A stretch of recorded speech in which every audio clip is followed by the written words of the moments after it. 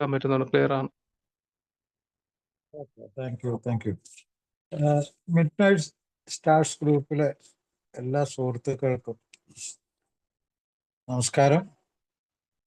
എന്നത്തെ പോലെ നമ്മുടെ പുതുമക്കാർക്ക് പ്രത്യേക നമസ്കാരം.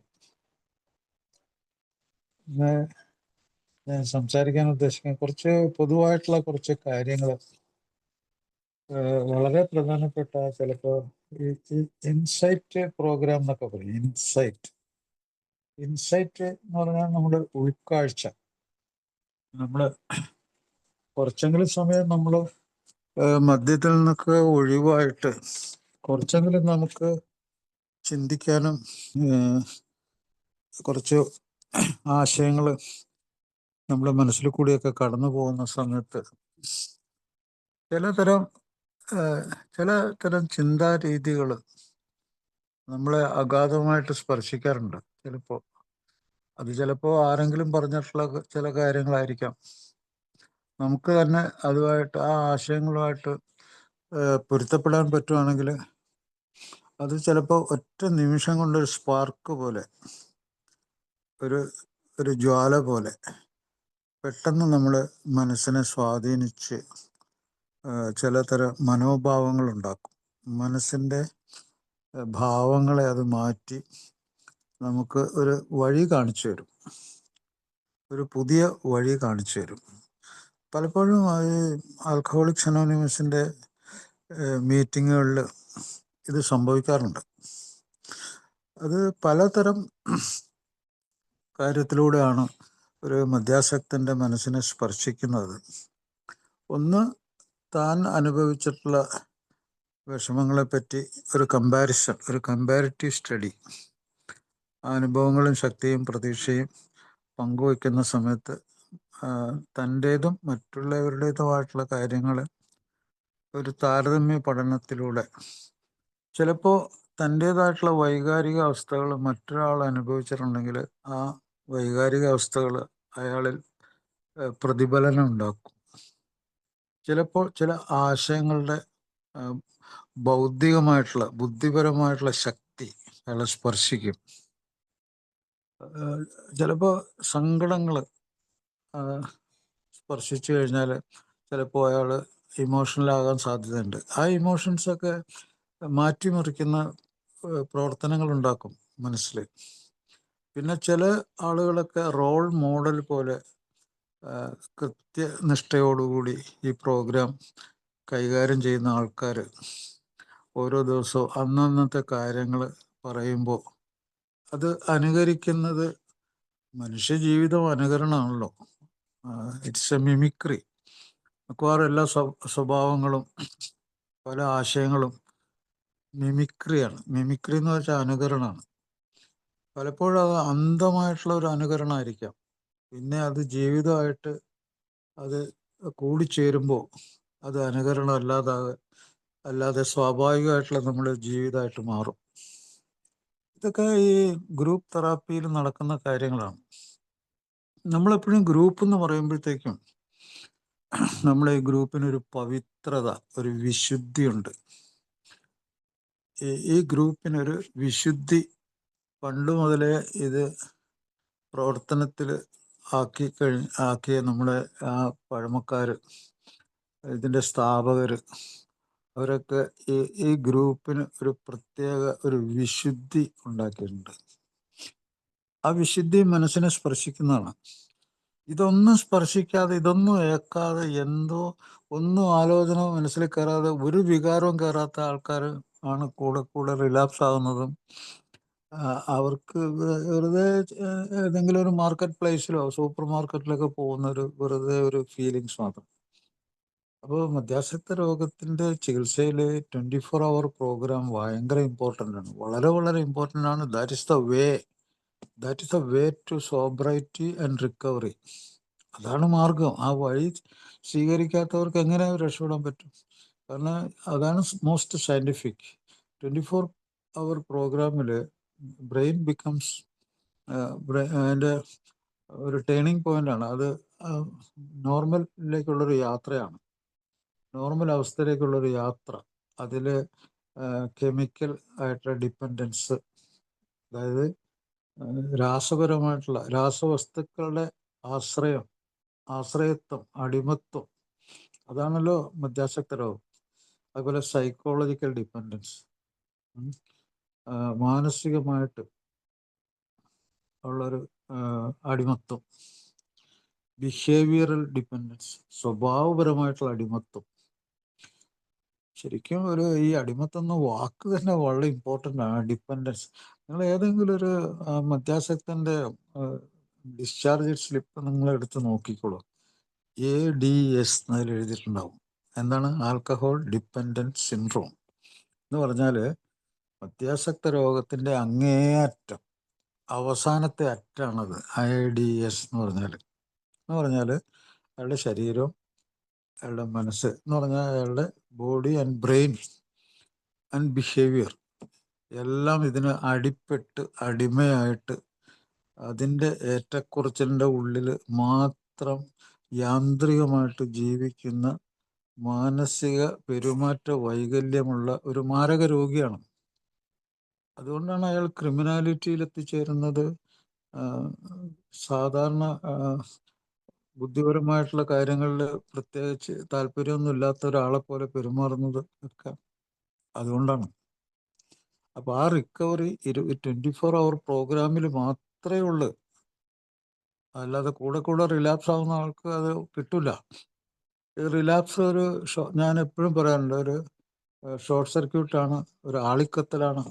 അതിൽ ഒത്തിരി അപകടങ്ങൾ പതിയിരിക്കുന്നുണ്ട്. അപ്പോൾ അവിടെ അബ്സ്റ്റിനൻസ് ഇല്ല, അവിടെ സർക്യൂട്ട് കംപ്ലീറ്റ് വീണ്ടും എരിഞ്ഞു പോവാണ്. Brain is an electrical circuit.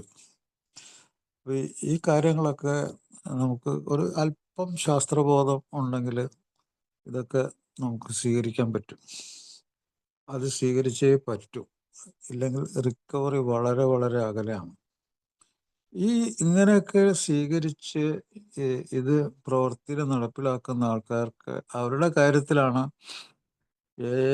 Big book പറഞ്ഞിട്ടുള്ളത്. ചില ആളുകളിൽ പെട്ടെന്നും, ചില ആളുകളിൽ സാവകാശവും, ചില ആളുകളിൽ ഒരിക്കലും അത് ശരിയാവുന്നില്ല. അപ്പോൾ അതിൻ്റെ കാരണം, അപ്പോൾ ചില ആളുകളിൽ അത് പെട്ടെന്ന് ശരിയാവുന്നതിൻ്റെ കാരണം ഞാൻ നേരത്തെ പറഞ്ഞ കാര്യങ്ങളാണ്. റിക്കവറിക്ക് വേണ്ട എല്ലാ സംഗതികളും ഇതിൽ അടങ്ങിയിട്ടുണ്ട്. അയാൾ അത് ശരിക്കും കൃത്യമായിട്ട് നടപ്പിലാക്കുന്നു. ആർക്ക് വേണ്ടി? അയാൾക്ക് വേണ്ടി, അയാളുടെ ജീവിതത്തിന് വേണ്ടി, ജീവന് വേണ്ടി, അയാളുടെ കൂടെ ജീവിക്കുന്നവർക്ക് വേണ്ടി. ഇത്തരം കാര്യങ്ങൾ അയാളെ തലയിൽ ഓടണം. അങ്ങനെ ഓടിക്കഴിഞ്ഞാൽ മാത്രമേ അയാൾക്ക് ഒരു സാധാരണ സ്വാഭാവിക രോഗം മാറി അത് ആ രോഗത്തിൽ നിന്ന് മുക്തി പ്രാപിച്ച് സാധാരണ ജീവിതത്തിലേക്ക് തിരിച്ചു വരാൻ പറ്റുള്ളൂ. അപ്പോൾ ഞാനിന്ന് പറയാൻ ഉദ്ദേശിക്കുന്ന ചില കാര്യങ്ങൾ, ചില ഇൻസൈറ്റ്, ഉൾക്കാഴ്ചയുള്ള ചില കാര്യങ്ങൾ പല ആൾക്കാരും പറഞ്ഞിട്ടുള്ളതാണ്. അതിൽ ഏറ്റവും പ്രധാനപ്പെട്ട ഒരു സ്റ്റേറ്റ്മെൻ്റാണ്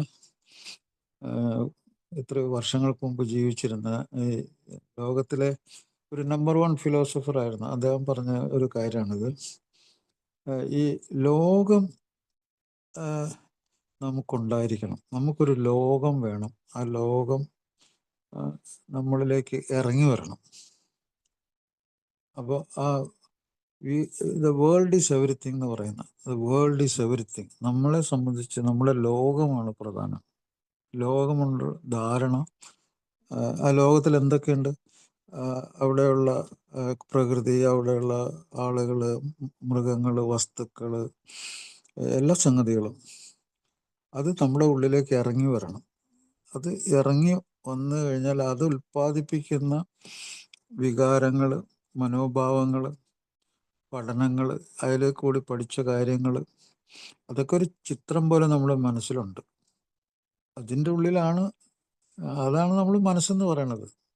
നമ്മുടെ ബ്രെയിനിലെ ഓർമ്മയായിട്ട് നിൽക്കുന്നത് അതാണ്.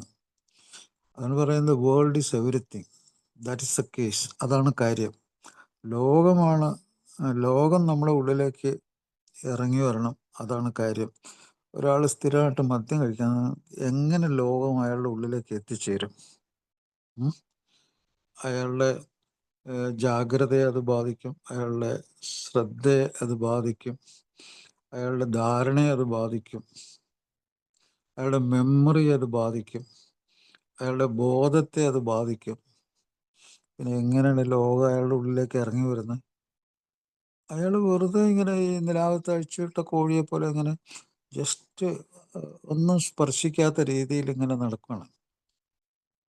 അതിൽ കൂടി ആ ഒരു അവസ്ഥയിൽ കൂടിയാണ് നമ്മൾ പലപ്പോഴും ഈ ബൈപ്പോളർ ഡിസീസൊക്കെ നമ്മൾ പെട്ടെന്ന് മനസ്സിലാക്കുന്നത്.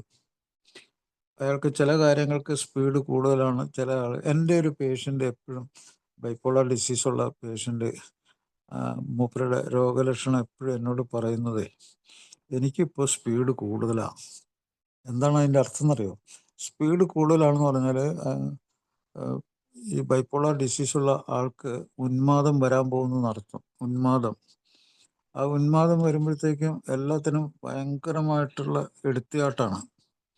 എങ്ങോട്ടെങ്കിലും പോകണമെങ്കിൽ അത് പെട്ടെന്ന് എടുത്തിയാടി അങ്ങ് പോവുകയാണ് ചെയ്യുന്നത്. ഒരു കാര്യങ്ങൾക്കൊരു ചിട്ടയില്ലാതെ അങ്ങ് എടുത്തു ചാടി അങ്ങ് പോവുകയാണ്.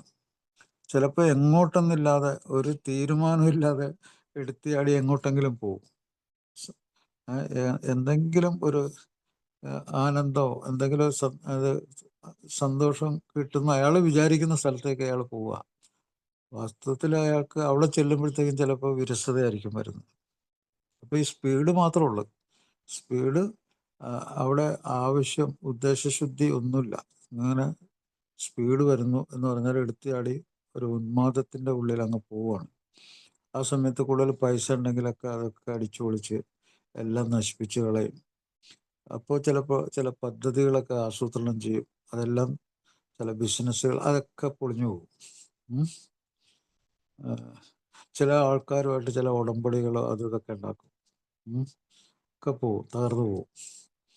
അപ്പം നമ്മുടെ ഉള്ളിലേക്ക് മദ്യാസക്ത രോഗത്തിൻ്റെ ഉള്ളിൽ ബൈപ്പോളാർ വളരെ കോമൺ ആയിട്ടുള്ളൊരു രോഗമായിട്ട് മാറിയിട്ടുണ്ട് ഇപ്പോൾ. ഉന്മാദവും വിഷാദവും മാറി മാറി വരുന്ന രോഗം.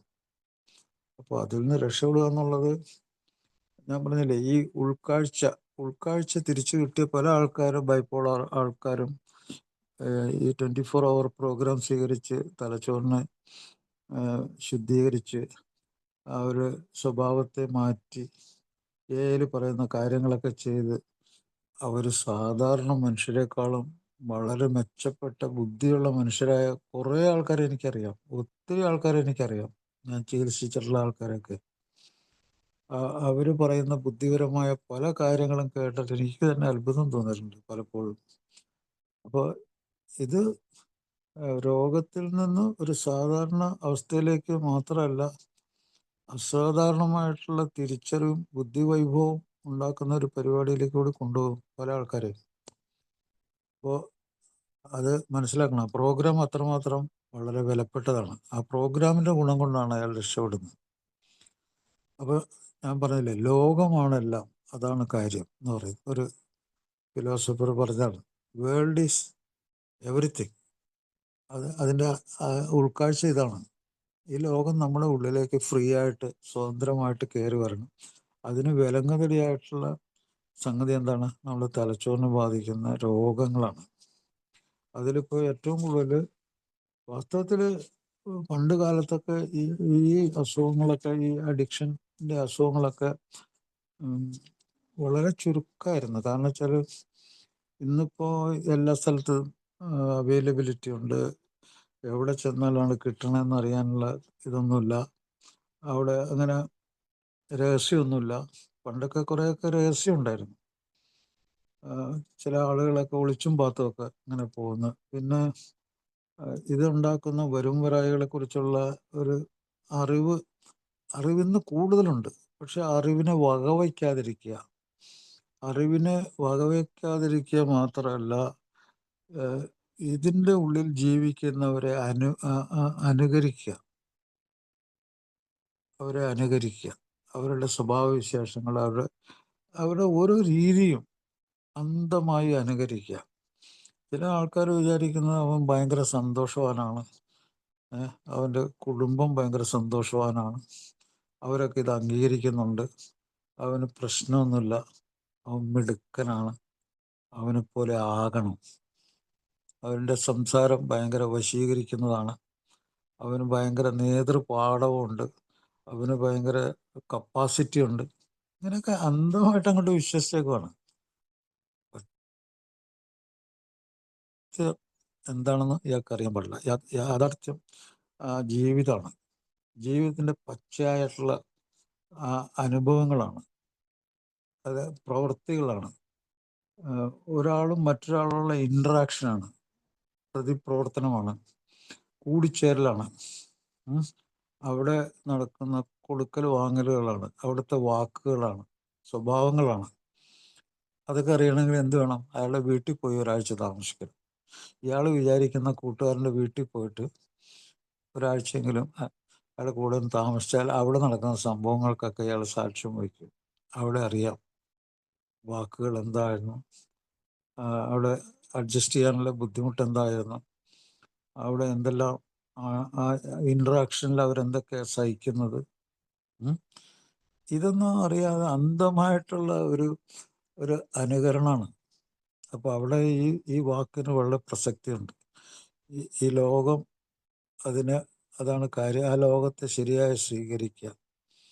അപ്പോൾ അതിലെ പറയുന്ന ഇപ്പം ഈ പറഞ്ഞ കാര്യം, അവിടെ ആളുകൾ, സ്ഥലങ്ങൾ, വസ്തുക്കളൊക്കെ ഉണ്ടെങ്കിലും, ഇതെല്ലാം ഉണ്ടെങ്കിലും അവിടുത്തെ സംഗതികളാണ്, ആ ലോകത്തിലെ സംഗതികളാണ്, ആ സംഗതികളുടെ ആകത്തുകയാണ് ജീവിതം, നമ്മുടെ ജീവിതം.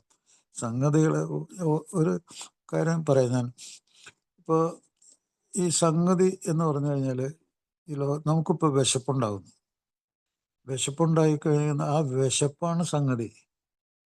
വിശപ്പുണ്ടാകുന്ന ഒരു സംഗതിയാണ്, പ്രധാനപ്പെട്ട സംഗതിയാണ്. ആ സംഗതിക്ക് വേണ്ടി എന്ത് വേണം? ഭക്ഷണം കഴിക്കണം. ആ ഭക്ഷണം കഴിക്കണം എന്നുള്ളതൊരു തിരിച്ചറിവാണ്, അല്ലേ? ഭക്ഷണം അല്ലാത്തതും ഭക്ഷണമുണ്ട്. ഏതാണ് നല്ലത്, ഏതാണ് മോശപ്പെട്ടത്, ഏതാണ് കുഴപ്പമുണ്ടാക്കുന്നത്, എന്താണ് കാര്യം, ഇത് നമുക്കറിയാം. അപ്പൊ സംഗതി ഉള്ളതുണ്ട്, സംഗതി അല്ലാത്തതുണ്ട്. അപ്പൊ ലോകം പ്രധാനം. ലോകത്തിൽ സംഗതികളുണ്ട്, സംഗതികളല്ലാത്തതുണ്ട്. അപ്പോൾ വിശപ്പാണ് അവിടെ പ്രധാനം. അപ്പോൾ ഞാനൊരിക്കൽ ഈ ഇവിടുത്തെ കാലിക്കറ്റ് യൂണിവേഴ്സിറ്റിയിൽ ഒരിക്കൽ ഉച്ചയ്ക്ക് അങ്ങനെ വരുന്ന സമയത്ത്, ഞാനിത് പറഞ്ഞിട്ടുണ്ടെന്ന് തോന്നുന്നു, അവിടെ ഒരു നായ്ക്കുട്ടി, അതിൻ്റെ തള്ളയില്ല, ഒരു ചെറിയ നായ്ക്കുട്ടി അങ്ങനെ വിശന്നിങ്ങനെ അലഞ്ഞു തിരിഞ്ഞ് നടക്കുവാണ്. അത് അവസാനം എന്തൊക്കെയോ മണത്ത് നടക്കുന്നു. ഇത്തിരി ഭക്ഷണം എവിടെയെങ്കിലും കിട്ടണം എന്ന് വിചാരിച്ച്, അത് കിട്ടുന്നില്ല. അതവിടെ എവിടെയോ ഒന്ന് കുറച്ച് മണ്ണ്, ചളിയൊക്കെ മണ്ണാണ്, ആ മണ്ണ് നക്കി തിന്നുവാണ്. അത് ഏതൊരു മനുഷ്യൻ്റെ മനസ്സിനെ അത് ഭയങ്കരമായിട്ട് സ്പർശിക്കുന്ന ഒരവസ്ഥയാണ്. എന്താണ്? അതിന് വിശപ്പ് ഭയങ്കര ശക്തമാണ്. ഭക്ഷണം വേണം, ഭക്ഷണം ഇല്ല, ഭക്ഷണം കഴിക്കുന്നതാണ് സംഗതി. അതാണ് സംഗതി. നമ്മളെ ഈ ലോകത്തേക്ക് അവിടെ പിടിച്ചിരുത്തുന്ന സംഗതി അതാണ്, വിശപ്പാണ്. അപ്പോൾ അതിന് ഭക്ഷണം വേണം, ഭക്ഷണം അവിടെ ഇല്ല. അപ്പോൾ രണ്ട് കാര്യങ്ങളുണ്ട്. സംഗതിയുണ്ട്, പക്ഷെ സാധനം ഇല്ല. അതിന് സാറ്റിസ്ഫാക്ഷൻ ഉണ്ടാക്കുന്ന സാധനമില്ല. അപ്പോൾ അത് മണ്ണ് തിന്നുന്നു. അപ്പോൾ ഞാൻ അവിടെ പോയ ഒരു കടയുണ്ട്, അവിടുന്ന് പച്ച മത്സ്യമുണ്ട്. അത് വാങ്ങിച്ച് അതിനെ കുറച്ചുകൊണ്ട് കൊടുത്ത് അതിങ്ങനെ തിന്ന് അങ്ങനെ പോവാണ്. അപ്പോൾ ഇതാണ് നമ്മൾ, മനുഷ്യനാകട്ടെ മൃഗങ്ങളാകട്ടെ, നമ്മുടെ അടിസ്ഥാനമായിട്ടുള്ള ആവശ്യങ്ങൾ എന്താണ്? ബയോളജിക്കൽ നീഡ്സ് എന്ന് പറയും. ജീവൻ നിലനിർത്താനുള്ള ആവശ്യങ്ങൾ, അതാണ് ഏറ്റവും വലിയ മുൻഗണനയാണത്. ഏറ്റവും വലിയ മുൻഗണന. ഒരു മദ്യാസക്തൻ എപ്പോഴും വിശപ്പുണ്ടെങ്കിൽ അന്വേഷിക്കുന്നത് എന്താണെന്നറിയാവോ? ഭക്ഷണമല്ലേ അന്വേഷിക്കണ്ടേ? പക്ഷെ അയാൾ മദ്യം അന്വേഷിക്കും. മദ്യമാണ്. അതിൽ കൂടി മാത്രമേ അയാൾക്ക് ബോധമണ്ഡലത്തിലേക്കോ പ്രവർത്തനത്തിലേക്കോ കടക്കാൻ പറ്റുള്ളൂ. മദ്യത്തിൻ്റെ ഇടപെടലിൽ കൂടി അയാൾക്ക് പറ്റുള്ളൂ. അപ്പോൾ അതുകൊണ്ട് ആദ്യം അയാൾ ഭക്ഷണത്തെക്കാൾ ഏറെ അന്വേഷിക്കുക ഇത്തിരി മദ്യം കിട്ടുമെന്നുള്ള. വിശപ്പുണ്ടെങ്കിൽ അതിന് പകരം. അപ്പോൾ അവിടെ സംഗതി ഓടുന്നില്ല. അവിടെ ഓടുന്നില്ല. അവിടെ അയാൾ അന്വേഷിക്കുന്ന മദ്യമാണ്. മദ്യം കഴിച്ചിട്ട് പിന്നെ ഭക്ഷണം കഴിക്കാം, അതാണ് ഉദ്ദേശം. അല്ലെങ്കിൽ ദാഹം ഉണ്ടെങ്കിലോ, ദാഹം ഉണ്ടെങ്കിലും അയാൾ ആഗ്രഹിക്കുന്ന മദ്യമാണ്. ഇതൊന്ന് ആലോചിച്ച് നോക്കൂ. ഇത് ഈ ബിഹേവിയറൽ ഇത് പഠിക്കുമ്പോൾ നമ്മൾ പഠിക്കുന്ന സംഗതിയാണിത്. ഒരു മദ്യാസക്തന്റെ സ്വഭാവം പഠിക്കുമ്പോൾ അതിൽ ബിഹേവിയർ പഠിക്കണം. ആ ബിഹേവിയറിലുള്ള സാധനം ഞാൻ ഈ പറയണത്. അയാൾക്ക് വിശക്കുമ്പോൾ ഭക്ഷണത്തെക്കാളേറെ അയാൾ മദ്യം ആഗ്രഹിക്കുന്നു. അല്ലെങ്കിൽ ദാഹിക്കുമ്പോൾ അയാൾ വെള്ളം കുടിക്കുന്നതിന് പകരം മദ്യം അതിനെക്കുറിച്ച് ആലോചിക്കുന്നു. അയാൾ ഒറ്റയ്ക്കിരിക്കുമ്പോൾ അയാളുടെ ചിന്ത മുഴുവൻ മദ്യത്തിൻ്റെ എവിടെ കിട്ടും, എങ്ങനെ കിട്ടും എന്നുള്ള ആലോചനയിലേക്ക് പോകുന്നു. അയാൾ ഫോൺ വിളിക്കുന്നു. അതുപോലെ അയാൾ ക്ഷീണിച്ചിരിക്കുമ്പോൾ അയാൾ ആഗ്രഹിക്കുന്ന മദ്യമാണ്. ആ ക്ഷീണം തീർക്കാനുള്ള ഒരു സാധനം അയാൾക്ക് വേറെ വേണ്ട, മദ്യം. എങ്ങനെ ഈ തോട്ട് പ്രോസസ് ഒന്നാം സ്ഥാനത്ത് വരുന്നു? എങ്ങനെ ഈ തോട്ട് പ്രോസസ് ഒന്നാം സ്ഥാനത്ത് വരുന്നു? ഇതാണ് ഞാൻ നേരത്തെ പറഞ്ഞ ലോകവുമായിട്ടുള്ള കണക്ഷൻ. ആ കണക്ഷനിലെ കുഴപ്പം, കണക്ഷനിലെ തെറ്റായ ചിന്തകൾ, തെറ്റായ ആലോചനകൾ, തെറ്റായ ആക്ഷൻസ്, ഇതൊക്കെ ബ്രെയിനിൽ കൂടി നടക്കുന്ന കാര്യങ്ങളാണ്. ഒരു സാധാരണ മനുഷ്യൻ ചെയ്യുന്നത് നേരെ സ്ട്രെയിറ്റ് ഫോർവേഡായിട്ട് ആ ഭക്ഷണം കഴിക്കാൻ പോവുക, അല്ലെങ്കിൽ വെള്ളം കുടിക്കാൻ പോവുക. ക്ഷീണിച്ചിരിക്കുമ്പോൾ ആ ക്ഷീണം തീർക്കാനുള്ള എന്തുകൊണ്ടാണ് തനിക്ക് ക്ഷീണമെന്ന് മനസ്സിലാക്കി അതിന് വേണ്ടി ചെയ്യുക. ഒറ്റയ്ക്കിരിക്കുമ്പോൾ ആ ഒറ്റപ്പെടൽ മാറിയിട്ട് അയാൾ ആരെങ്കിലും, അയാളെ നല്ല സുഹൃത്തിനെ വിളിക്കുക, അല്ലെങ്കിൽ അയാളെ ഭാര്യയെ വിളിക്കുക, ആരെങ്കിലും അയാളെ സ്നേഹിക്കുന്നവരെ വിളിക്കുക, ഇതൊക്കെയാണ് ചെയ്യുന്നത്. അപ്പോൾ ഇതാണ് ലോകം. അയാൾക്ക് ലോകത്തിൻ്റെ ഇത് തന്നെ അയാൾക്ക് മാറിപ്പോയി. സംഗതികൾ അവിടെ, സാധനങ്ങളും സംഗതിയൊക്കെ ഉണ്ട്, പക്ഷെ വസ്തുതകൾ അയാളുടെ മനസ്സിലില്ല. വസ്തുതകളൊക്കെ, അതിൻ്റെ പ്രാധാന്യം, അതെല്ലാം സ്ട്രെയിറ്റ് ഫോർവേഡ്, നേരെ ചൊവ്വ, അതൊക്കെ നഷ്ടപ്പെടുന്നു. ഇതൊരു മധ്യാസക്തന് നടക്കുന്ന കാര്യമാണ് ഞാൻ പറയുന്നത്. അപ്പം ലോകമാണ് എല്ലാം. അവിടെ സംഗതികൾ, ഫാക്ട്സ് ഉണ്ട്. ആ ഫാക്ട്, അതിനു വേണ്ടിയാണ് നമ്മൾ ജീവിക്കുന്നത്. ഇതൊക്കെ നമ്മുടെ മനസ്സിൽ ഒരു ഉൾക്കാഴ്ച ഉണ്ടാക്കുന്ന പരിപാടികളാണ്. പിന്നെ ചില കാര്യമല്ലാത്തതും കാര്യമുള്ളതുമായിട്ടുള്ള കാര്യങ്ങളുണ്ട്. ലോകം നമുക്ക് വേണമെന്ന് പറഞ്ഞു. ആ ലോകത്തിൽ എന്തുണ്ട്? കാര്യമുള്ള കാര്യങ്ങളുണ്ട്, കാര്യമില്ലാത്ത കാര്യമുണ്ട്. അപ്പോൾ നമ്മൾ ഉൾക്കാഴ്ചയുള്ള ഒരാളെന്താണ്? കാര്യമായിട്ടുള്ള കാര്യമേ ചെയ്യുള്ളൂ. കാര്യമില്ലാത്തതിലൊന്നും ഇടപെട്ട് നടക്കില്ല. ഒരു മധ്യാസക്തൻ പുറത്തെ ലോകമായിട്ട് എങ്ങനെ ഇടപെടുന്നത്? വെറും കാര്യമില്ലാത്ത കാര്യത്തിലൊക്കെ ഇടപെട്ട് വെറുതെ അലമ്പ് പറഞ്ഞും ഭാഷകളൊക്കെ വളരെ മോശമായും പെരുമാറ്റം വളരെ മോശമായിട്ടും അയാൾ സമയം ചെലവഴിക്കുന്നു, അല്ലേ? ആ ഉത്തരവാദിത്തങ്ങളൊക്കെ നടപ്പിലാക്കേണ്ട സമയമാണ്, അതൊന്നുമില്ലാതെ ഇങ്ങനെ പോകുന്നു. അപ്പോൾ ഈ ലോകത്തിലെ എല്ലാ കാര്യങ്ങളെയും ഒരു ടോട്ടാലിറ്റി എന്ന് പറഞ്ഞാൽ ഈ തലച്ചോറുണ്ടാക്കുന്ന വസ്തുതകൾക്കനുസരിച്ച് യുക്തിപരമായി ഒരിടത്ത് നമ്മൾ ഈ ലോകത്തെ കണ്ടെത്തുന്നു. ആ ലോകം നമ്മൾ ഇഷ്ടപ്പെടുന്നു. ആ ഇഷ്ടപ്പെടുന്ന കാര്യങ്ങൾ നമുക്ക് അനുയോജ്യമാണെന്ന് മനസ്സിലാക്കുന്നു. അതാണ് ഉൾക്കാഴ്ച. അപ്പോൾ അങ്ങനത്തെ ഒരു പരിപാടിയുണ്ട്, ഒരു ലോജിക്ക്. പിന്നെ ഇതിനെയൊക്കെ വേറൊരു കാര്യം കൂടി, ഇപ്പോൾ ഇതെല്ലാം നടക്കുന്നത്, നമ്മൾ ഓരോ ആക്ഷനും ഇൻട്രാക്ഷനും പ്രവൃത്തികളൊക്കെ നടക്കുന്നത് നമ്മുടെ ആവശ്യങ്ങളുടെ ഉള്ളിൽ, അത് നടക്കുന്നത് എങ്ങനെ? ബോധത്തിൻ്റെ ഉള്ളിലാണ്.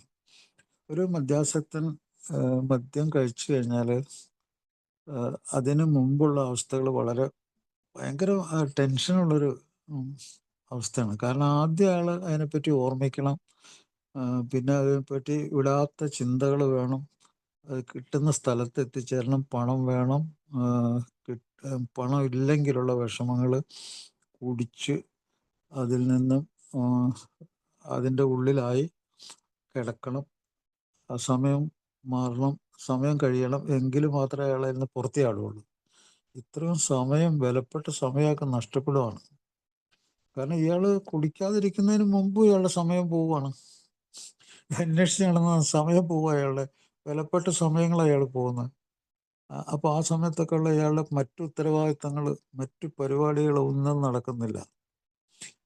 അഥവാ നടന്നാൽ അതിൽ ജാഗ്രതയില്ല, ശ്രദ്ധയില്ല, അതിൽ ധാരണയില്ല, ആ പ്രവർത്തനം മോശമാവുകയും ചെയ്യും. അപ്പോൾ നമുക്ക് അയാളുടെ ലോകം എങ്ങനെ പോകുന്നു, അപ്പം നമ്മുടെ ലോകം എങ്ങനെ നഷ്ടപ്പെടുന്നുള്ളത് ഞാൻ പറയുന്നത്. അപ്പം നമ്മൾ ഈ ബോധത്തിൻ്റെ ശരിയായ ക്ലാരിറ്റിയുള്ള ഈ കലക്കവെള്ളത്തിൽ അതിൻ്റെ അടിഭാഗം നമുക്ക് കാണാൻ പറ്റില്ല. അതുപോലെയാണ് ഈ കോൺഷ്യസ്നെസ്, ബോധം. ഈ ബോധം നിലനിർത്താൻ ഈ തലച്ചോർ എന്തുമാത്രം കഷ്ടപ്പെടുന്നുണ്ടെന്നറിയാം.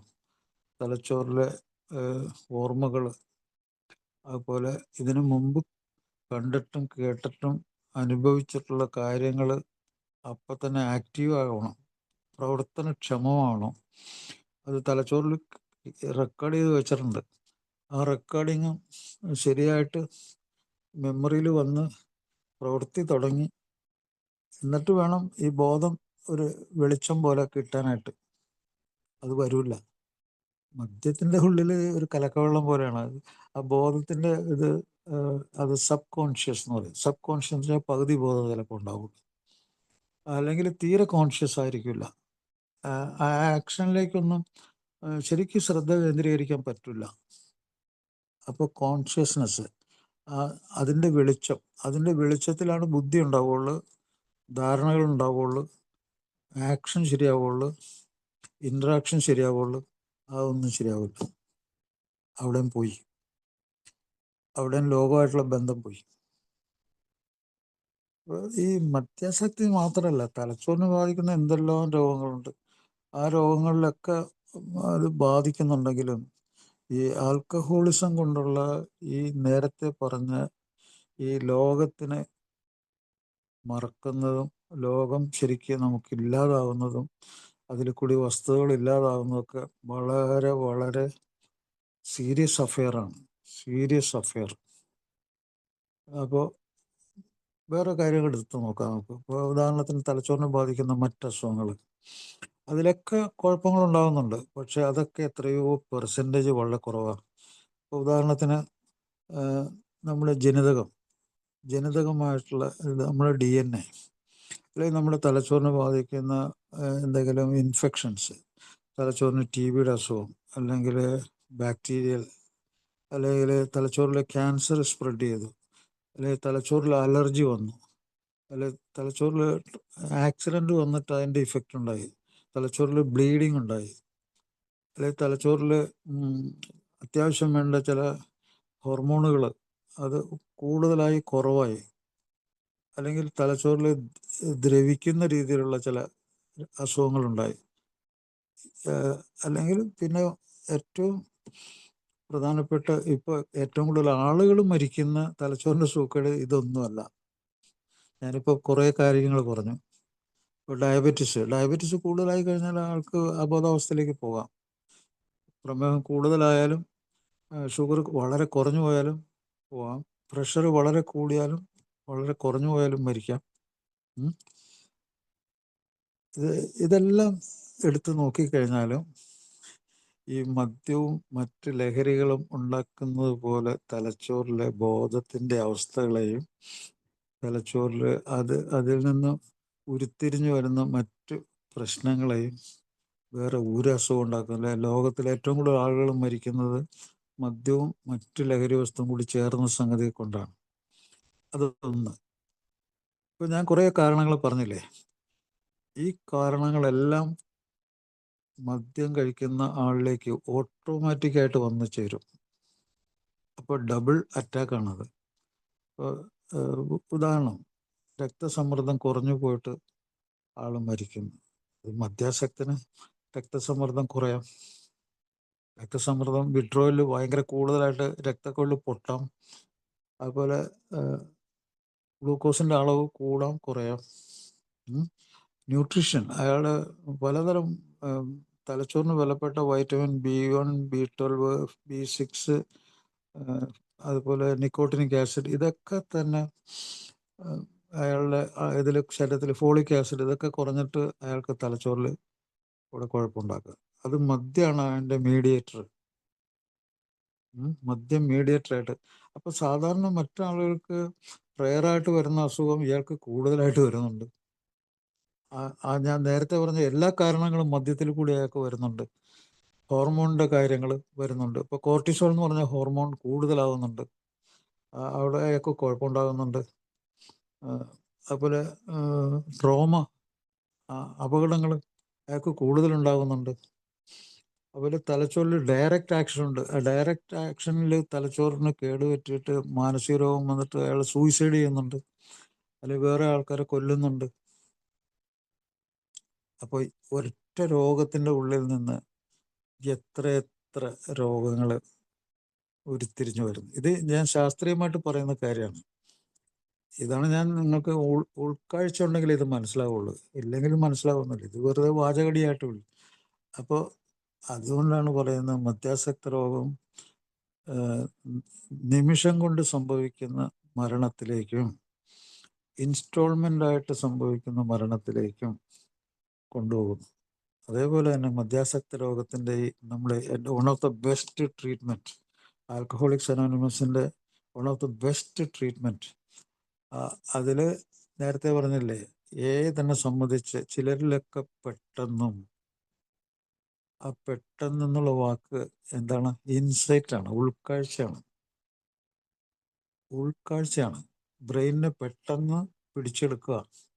അപ്പോൾ അത് പിടിച്ചെടുക്കുന്നത് അറിവ്, ജ്ഞാനം, വിദ്യാഭ്യാസത്തോടും നിരീക്ഷണത്തിനോടും തെളിവുകളോടുമുള്ള ഒരാളുടെ ബുദ്ധിശക്തി, അതിൻ്റെ പ്രവർത്തനം, അതുപോലെ തന്നെ തൻ്റെ കൂടെ റോൾ മോഡലായിട്ടുള്ള കുറച്ച് ആൾക്കാരെ, റിക്കവറി ആയിട്ടുള്ള ആൾക്കാരെ കണ്ടിട്ടും പഠിക്കാതെ റിലാപ്സ് ആവുക, ഇങ്ങനെയുള്ള സംഗതികളിൽ കൂടി പോകുന്നതുകൊണ്ടാണ് ചിലരിൽ ഇത് സാവകാശവും ചിലരിൽ ഒരിക്കലും അത് ശരിയാവുന്നില്ല. ഈ ഒരിക്കലും ശരിയാകാത്തവരെ പറ്റി പറഞ്ഞേക്കണം എന്താണെന്നറിയോ? അവർക്ക് അവരുടെ വിദ്യാഭ്യാസം, അവരുടെ പണം, അവരുടെ സ്ഥാനമാനങ്ങൾ, അവരുടെ മറ്റ് ഔന്നത്യങ്ങൾ ഒന്നും തന്നെ അവരെ രക്ഷപ്പെടുത്താൻ പ്രാപ്തരല്ല. രോഗത്തിന് അടിപ്പെട്ട് കഴിഞ്ഞാൽ അവരുടെ വിദ്യാഭ്യാസം, അവരുടെ പണം, അവരുടെ തറവാട്ട് മഹിമ, സ്ഥാനമാനങ്ങൾ ഒന്നും അവരെ രക്ഷപ്പെടുത്താൻ പ്രാപ്തമല്ല. ഇത് സയൻസാണ് ഞാൻ പറയണത്. അപ്പോൾ ഇത് സ്വീകരിക്കാൻ കഴിവുള്ള പുതുമക്കാരോ പഴമക്കാരോ ആരാണെങ്കിലും ശരി, അവർക്ക് രക്ഷപ്പെടാനുള്ള മാർഗം തുറന്നു കിട്ടിയിട്ടുണ്ട്. അവരത് ചെയ്യണം. ആ മാർഗം അവർ ശരിക്കും അവർ സ്വീകരിക്കുക മാത്രമല്ല, അത് പ്രാക്ടീസ് ചെയ്യുകയും ചെയ്യണം. അപ്പോൾ ഇങ്ങനെ പ്രാക്ടീസ് ചെയ്യാൻ, അതിനുവേണ്ടിയാണ് ഞാൻ ഈ പ്രോഗ്രാമിൽ, ഞാൻ നിരന്തരം ഈ പ്രോഗ്രാമിൽ വരുന്നത് അതുകൊണ്ടാണ്. ഇപ്പോൾ അഡിക്ഷനുള്ള മറ്റു പല ലഹരി വസ്തുക്കളിലും ഒരു വഴി തുറന്നു കൊടുക്കുന്നത് എന്താണെന്നറിയുമോ? മദ്യപാനം. അപ്പം ഒന്നിൽ കൂടുതൽ ലഹരി വസ്തുക്കളിലേക്ക് പോകാൻ ഒരു പാലം ആയിട്ട് ആൽക്കഹോളിസം മാറുന്നുണ്ട്. അപ്പോൾ മദ്യം കഴിച്ച് കുറേ നാൾ കഴിയുമ്പോഴത്തേക്കും മദ്യത്തോട് ബോറടി, ഉടനെ അല്ലെങ്കിൽ അതിൻ്റെ കൂടെ തന്നെ ടൊബാക്കോ, പുകയില ഉപയോഗിക്കുക. പുകയില ഉപയോഗിച്ച് കഴിഞ്ഞിട്ട് അതിൻ്റെ ആക്ഷൻ വേറെയാണ്. അത് ഉത്തേജനമാണ്, അതിൻ്റെ ആക്ഷൻ.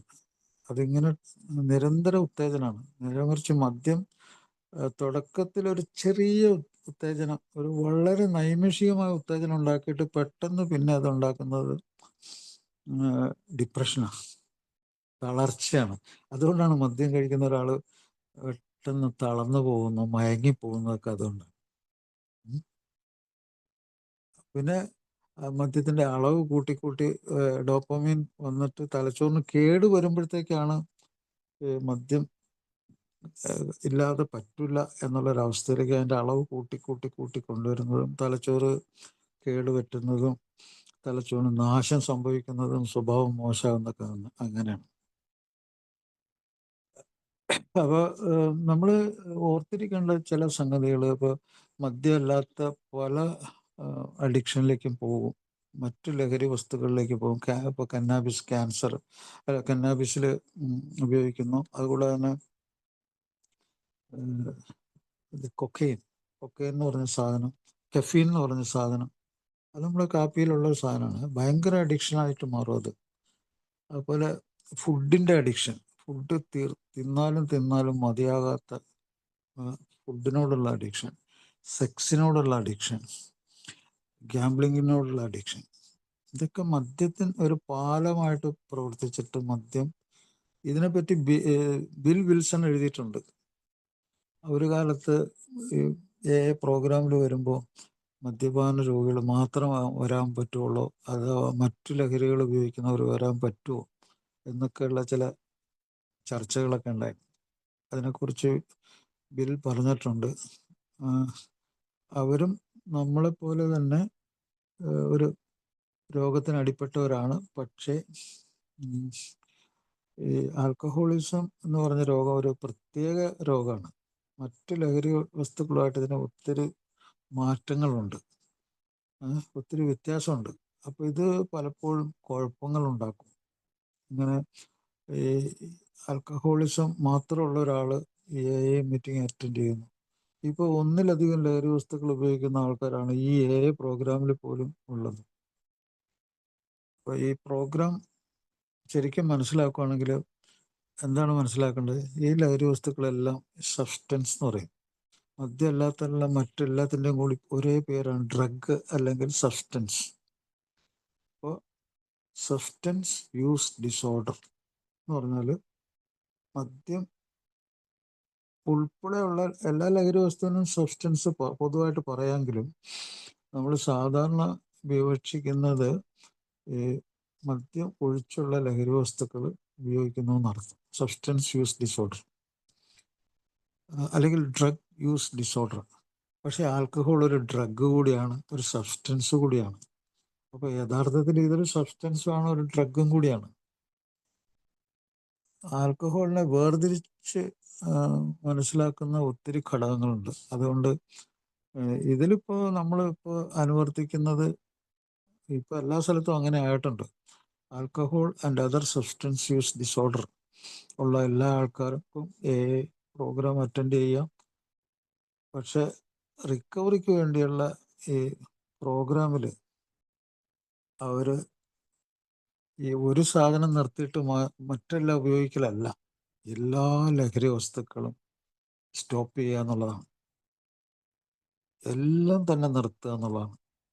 അതാണ് ഈസിയസ്റ്റ്. പക്ഷെ അവരത് അതിനെ കോംപ്ലിക്കേഷൻ ആക്കും. ഞാനിപ്പോൾ ഒരെണ്ണം നിർത്തുന്നുള്ളൂ, അതാണ് കോംപ്ലിക്കേഷൻ. ഏറ്റവും കൂടുതൽ സങ്കീർണത കോംപ്ലിക്കേഷനും വരുത്തുന്നതും രക്ഷപ്പെടാൻ പറ്റാതാക്കുന്നതും ഒന്ന് നിർത്തിയിട്ട് മറ്റൊക്കെ ഫോളോ ചെയ്യുന്നതല്ല. അത് കോംപ്ലിക്കേഷൻ ഉണ്ടാക്കുള്ളൂ. സങ്കീർണത കൂടുതലുണ്ടാക്കി രക്ഷപ്പെടാൻ മാർഗം അടഞ്ഞു പോവുള്ളൂ. നേരെ മറിച്ച് എല്ലാം നിർത്തുന്ന ഒരാൾക്കുണ്ടല്ലോ, ഒരു 6 ആഴ്ച മുതൽ ഒരു 3 മാസം ആകുമ്പോഴത്തേക്കും അയാളുടെ ശരീരത്തിലും മനസ്സിലും അയാളുടെ സാമൂഹ്യമായിട്ടുള്ള ഇടപെടലിലും അയാളുടെ ജോലിയിലും ഒക്കെ മാറ്റം അയാൾക്ക് ശ്രദ്ധിക്കുകയാണെങ്കിൽ അയാൾക്ക് ഫീൽ ചെയ്യാം. ആ മാറ്റങ്ങൾ, ശാരീരികമായ മാറ്റങ്ങൾ, അതുപോലെ മാനസികമായ മാറ്റങ്ങൾ. പെരുമാറ്റത്തിലുള്ള മാറ്റത്തിൽ ഏറ്റവും വലിയ വ്യത്യാസം എന്താണെന്നറിയാമോ? നുണ പറയേണ്ടി വരുന്നില്ല, നുണകളുടെ എണ്ണം കുറഞ്ഞു വരുന്നു. അതുപോലെ ബുദ്ധിപരമായിട്ട് ആലോചിച്ച് ചെയ്യേണ്ട കാര്യങ്ങൾ ചെയ്യാൻ അതിന് പക്വത ഉണ്ടാകുന്നു. ഇതൊക്കെ അയാളുടെ ജീവിതത്തിലെ മാറ്റമാണ്. ആ മാറ്റം അയാൾ മനസ്സിലാക്കുകയും അതിനുള്ള മനോഭാവം വളർത്തുകയും ചെയ്യണം. എങ്കിലും അയാൾക്ക് ഈ ഒരവസ്ഥയെ ഇഷ്ടപ്പെടാനും ഞാൻ മാറിക്കൊണ്ടിരിക്കുകയാണ്. അയാൾ ഈ പ്രോഗ്രാമിൽ പറയുന്ന പല കാര്യങ്ങളും അയാൾ പഠിക്കുന്നു, ലേണിംഗ് പ്രോസസ്സ് അയാൾ അനുഭവിക്കുന്നു. നമ്മുടെ ഈ പ്രോഗ്രാമിൻ്റെ അവസാനം പറയുന്ന എല്ലാ കാര്യങ്ങളുണ്ടല്ലോ, അതെൻ്റെ ഉത്തരവാദിത്വമാണ്. അയാൾ മാർഗം സ്വീകരിച്ചാൽ വരുന്ന മാറ്റങ്ങൾ, അതൊക്കെ നടക്കുന്ന കാര്യങ്ങളാണ്, നടക്കാത്ത കാര്യമൊന്നുമല്ല. അതൊക്കെ അയാൾ വെറുതെ നോട്ടീസ് വായിക്കുന്ന പോലെ വായിച്ചു പോവല്ല. അയാൾക്ക് അനുഭവിക്കേണ്ട കാര്യങ്ങളാണ് അയാൾ. അതുപോലെ മറ്റൊരാളെ സഹായിക്കുമ്പോൾ ഉള്ള ആ ഒരു അനുതാപം, ഒരു എമ്പതി, ഒരു മാനസാന്തരം, അതൊക്കെ അയാൾക്ക് ഫീൽ ചെയ്യണം. അപ്പോൾ അയാളിൽ നിന്ന് എന്തൊക്കെ എടുത്തു മാറ്റപ്പെടും? അയാളിൽ നിന്ന് എടുത്തു മാറ്റപ്പെടുന്നത് അയാളുടെ ആർത്തി, ക്രേവിങ്. അയാൾ കൺട്രോൾ ഇല്ലാത്ത ഒരാളായിരുന്നു, ഇപ്പോൾ അയാൾക്ക് കൺട്രോളിലേക്ക് വരുന്നു. മദ്യത്തെ പറ്റി ആലോചിക്കുമ്പോൾ തന്നെ അയാൾക്ക് കൺട്രോൾ ഇല്ലായിരുന്നു, ഇപ്പോൾ അയാൾക്ക് എത്രയോ നാളുകൾ ഇത് മാറ്റിവെക്കാൻ പറ്റുന്നുണ്ട്. ചിന്ത അയാളിലുണ്ടെങ്കിലും അതിനെ മാറ്റിവെക്കാൻ പറ്റുന്നുണ്ട്. അത് കൺട്രോളിൻ്റെ ലക്ഷണമാണ്. നിർബന്ധത്തെ അതിജീവിക്കാനായിട്ട് മറ്റ് ചിന്തകൾ കൊണ്ട് സഹായിക്കുന്നു. പ്രോഗ്രാമിനെ കുറിച്ച്, അവിടെ ഉള്ള സുഹൃത്തുക്കളെ കുറിച്ചും ആലോചിച്ച് അയാൾക്ക് ആ നിർബന്ധങ്ങളെ ഒഴിവാക്കാൻ പറ്റുന്നുണ്ട്. വരുംവരായികൾ അയാൾക്ക് അനുഭവങ്ങളും ശക്തിയും പ്രതീക്ഷയിൽ കൂടി മനസ്സിലാക്കിയിട്ട് അതിനെപ്പറ്റിയൊരു സിഗ്നൽ അയാളുടെ മനസ്സിൽ എപ്പോഴും ഉണ്ട്. അതുപോലെ തന്നെ അയാൾക്ക് സ്വന്തം മനസ്സിന് മുകളിലുള്ള ഒരു നിയന്ത്രണം, അതിനെപ്പറ്റി അയാൾക്ക് എപ്പോഴും ആലോചനയുണ്ട്. അതുപോലെ സെൽഫ് എന്ന് പറഞ്ഞൊരു സാധനമുണ്ട്. സെൽഫ്, ഞാൻ എന്ന് പറഞ്ഞ സാധനം. ആ ഞാൻ അത് വിമർശനത്തിന് അതീതനല്ല എന്നുള്ള ഇത് മാറി സ്വയം വിമർശിക്കാനുള്ള കഴിവ് അയാൾക്കുണ്ടാവും. അയാളെ തന്നെ വിമർശിക്കാൻ തുടങ്ങും. അത് ഭയങ്കര ഒരു മാറ്റത്തിൻ്റെ ലക്ഷണമാണ്. വിദ്യാസക്ത രോഗത്തിൻ്റെ ഉള്ളിൽ അയാളെ തന്നെ വിമർശിച്ചു തുടങ്ങുമ്പോൾ അത് അയാൾ സ്വകാര്യതയിൽ ചെയ്യുന്നതാണ്. അയാളെ തന്നെ വിമർശിക്കുകയാണ്. അത് ബുദ്ധിയുടെ ഒരു മാറ്റമാണ്. അപ്പോൾ അയാൾ സത്യസന്ധനായി, അയാൾ കുറച്ചുകൂടി ഇൻ്റലിജൻ്റായി, അയാൾക്കൊരു തുറന്ന മനസ്സ് കിട്ടി സ്വീകരിക്കാനായിട്ട്. അതുകൂടാതെ തൻ്റെ പഴയ സ്വഭാവത്തെ ഇപ്പോഴത്തെ സ്വഭാവത്തെയും താരതമ്യം ചെയ്യാനുള്ള തൻ്റെ ഇടം, ഒരു ശക്തി കിട്ടി. ഈ തൻ്റെ ഇടത്തെ പറ്റി നമ്മൾ പ്രാർത്ഥനയിൽ തന്നെ പറയുന്നുണ്ട്. തൻ്റെ ഇടം വേണമെന്ന്. തൻ്റെ ഇടം വരുമ്പോൾ അങ്ങനെ ഇത് വേർതിരിച്ചറിയുമ്പോഴത്തേക്കും അയാൾക്ക് ബുദ്ധിശക്തിയും തിരിച്ചു കിട്ടിയെന്നാണ് പറയണത്. വളരെ കറക്റ്റായിട്ടുള്ള കാര്യമാണത്. പിന്നെ ഈ പ്രോഗ്രാമിൽ മുന്നോട്ട് പോകാനായിട്ട് ഈ ഗ്രൂപ്പ് തെറാപ്പി കൂടാതെ ഗ്രൂപ്പിൻ്റെ ഈ പ്രോഗ്രാമിൽ മറ്റ് ചില പരിപാടികളുണ്ട്. കോഗ്നിറ്റീവ് ബിഹേവിയറൽ തെറാപ്പി എന്ന് പറഞ്ഞ ഒരു ചികിത്സാ പരിപാടിയുണ്ട്. അതാണ് ഞാൻ നേരത്തെ പറഞ്ഞ സ്വയം വിമർശനവും സ്വയം മനസ്സിലാക്കലും. അതിന് വേറൊരു പേര് പറയുന്നുണ്ട്, മൈൻഡ്ഫുൾനെസ് എന്നൊക്കെ പറയും. ഈ മൈൻഡ്ഫുൾ ആവുക എന്ന് പറഞ്ഞാൽ എന്താണ്? അയാളുടെ മനസ്സിനെ പറ്റി അയാൾക്ക് തന്നെ ധാരണ ഉണ്ടാവുക. അത് എപ്പോഴാണ്? ഇപ്പോഴത്തെ അവസ്ഥയാണ്. ഇപ്പോഴത്തെ അവസ്ഥയിൽ നിന്ന് ഞാൻ എന്ത് ചെയ്യണം, എന്ത് ചെയ്യരുത്, അത് തീരുമാനിക്കാനുള്ള ഒരു ശക്തി. അപ്പോൾ ഇപ്പോൾ എൻ്റെ മനസ്സെന്നോട് എന്താണ് പറയണത്, എന്താണ് എൻ്റെ മനസ്സിൻ്റെ ആവശ്യം, എന്ത് ചലനമാണ്, എന്ത് തരത്തിലുള്ള ശാരീരിക ചലനമാണ്, എന്ത് തീരുമാനമാണ് ഞാൻ എടുക്കേണ്ടത്. അങ്ങനെ ആ നിമിഷം ഒരു ദിവസത്തിലെ ഓരോ സമയത്തും അയാളുടെ മനസ്സ് അയാളോട് ഇങ്ങനെ പറയുന്ന കാര്യമാണ് മൈൻഡ്ഫുൾനെസ് എന്ന് പറയുന്നത്. അതിനുള്ള കഴിവുണ്ടാവും. ആൽക്കഹോളിക്സ് അനോണിമസിൽ വന്ന് ഞാൻ പറഞ്ഞില്ലേ, ഈ 90 ദിവസം വിട്ട് നിന്ന് കഴിയുമ്പോൾ ഈ മൈൻഡ്ഫുൾനെസ് ആണ് ഉണ്ടാക്കിയെടുക്കേണ്ടത്. തൻ്റെ മനസ്സിനെ താൻ തന്നെ തിരിച്ചു പിടിക്കുന്ന പരിപാടി. നേരത്തെ അയാൾക്ക് അതിൻ്റെ മുകളിൽ യാതൊരു കൺട്രോളും ഇല്ലായിരുന്നു.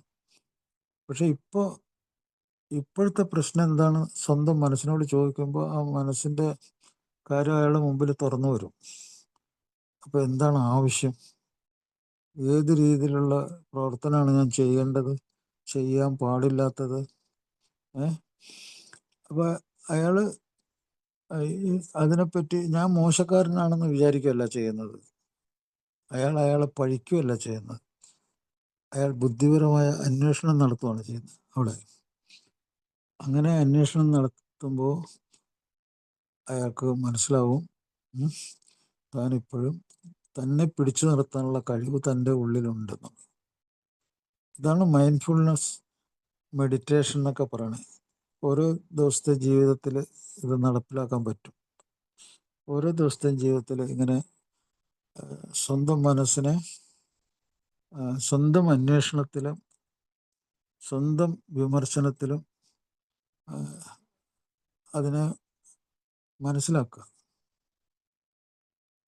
മനസ്സുകൊണ്ടുള്ള എക്സർസൈസ് ഉണ്ട്. മനസ്സുകൊണ്ടുള്ള പല എക്സർസൈസുകളുണ്ട്. അങ്ങനെ ഒരു മനസ്സിനെ നിലനിർത്താനുള്ള ചില സ്വഭാവരീതികളുണ്ട്. ചില ആൾക്കാർ ഇപ്പോൾ ഓൺലൈനായിട്ട് ചെസ്സ് കളിക്കുന്നവരുണ്ട്. Online chess. അവിടെ എവിടെയോ അകലെയുള്ള ഒരാളുമായിട്ട് അയാളുടെ മനസ്സിനെ സ്വന്തം പിടിയിലൊതുക്കാൻ വേണ്ടി ഒരു ചെസ്സ് കളി. ഈ ചെസ്സ് കളി പഠിക്കുന്ന ആൾക്ക് ഞാനൊരു നല്ല കാര്യമായിട്ട് ഉപദേശിക്കുകയാണ്. 2 മിനിറ്റിൻ്റെ ചെസ്സ് കളിയുണ്ട്. ചെസ്സ് കളി അറിയാവുന്നവർക്ക് ഓൺലൈൻ ചെസ് ഗെയിം. അത് അഡിക്ഷനൊന്നും ഉണ്ടാക്കുന്നതല്ല, ഇത് പണം വെച്ചിട്ടുള്ള പരിപാടിയല്ല. അപ്പോൾ ഒരു മൈൻഡ് ഗെയിമാണത്. അപ്പോൾ മൈൻഡ്ഫുൾനെസ് തെറാപ്പി എന്ന് പറഞ്ഞാൽ ഒത്തിരി സംഗതികളുണ്ട്. പിന്നെ നല്ല സുഹൃത്തുക്കളായിട്ട് സംസാരിക്കുന്നതും അതൊരു നല്ല നല്ല കാര്യങ്ങളെപ്പറ്റി സംസാരിക്കുന്നതും അറിവിനെ പറ്റി സംസാരിക്കുന്നതും ഒക്കെ തന്നെ ഒരു മൈൻഡ്ഫുൾ ഗെയിം തന്നെയാണ്. അതുപോലെ റിലാക്സേഷൻ വേണം. ഈ മൈൻഡ്ഫുൾ റിലാക്സേഷൻ ഉണ്ട്, അത് വളരെ എളുപ്പമാണ്. ഇപ്പോൾ ഒരു കസേരയിൽ ഈ മനസ്സിങ്ങനെ വിഭ്രാന്തി പിടിക്കുമ്പോഴത്തേക്കും ഒരു കസേരയിൽ ചാരി കിടന്ന് റിലാക്സ് ചെയ്യുക. റിലാക്സേഷനെ പറ്റി തന്നെ ആലോചിക്കുക. എൻ്റെ ശരീരം റിലാക്സ് ചെയ്യുന്നു, എൻ്റെ മനസ്സ് ഒരു വിഭ്രാന്തിയിലല്ല. ഞാൻ എൻ്റെ മനസ്സിന് ഞാൻ ശാന്തത കൊടുക്കാൻ ആഗ്രഹിക്കുന്നു, സോബറാകാൻ ആഗ്രഹിക്കുന്നു. അപ്പോൾ അങ്ങനെ സ്വന്തം മനസ്സിനോട് തന്നെ അയാൾക്ക് പറഞ്ഞ് റിലാക്സ് ചെയ്യാൻ പറ്റും. വേറെ ചില മാർഗങ്ങളുണ്ട് കേട്ടോ. ഈ കൈ ഇങ്ങനെ മുഷ്ടി ചുരുട്ടി പിടിച്ച് ഒരു 2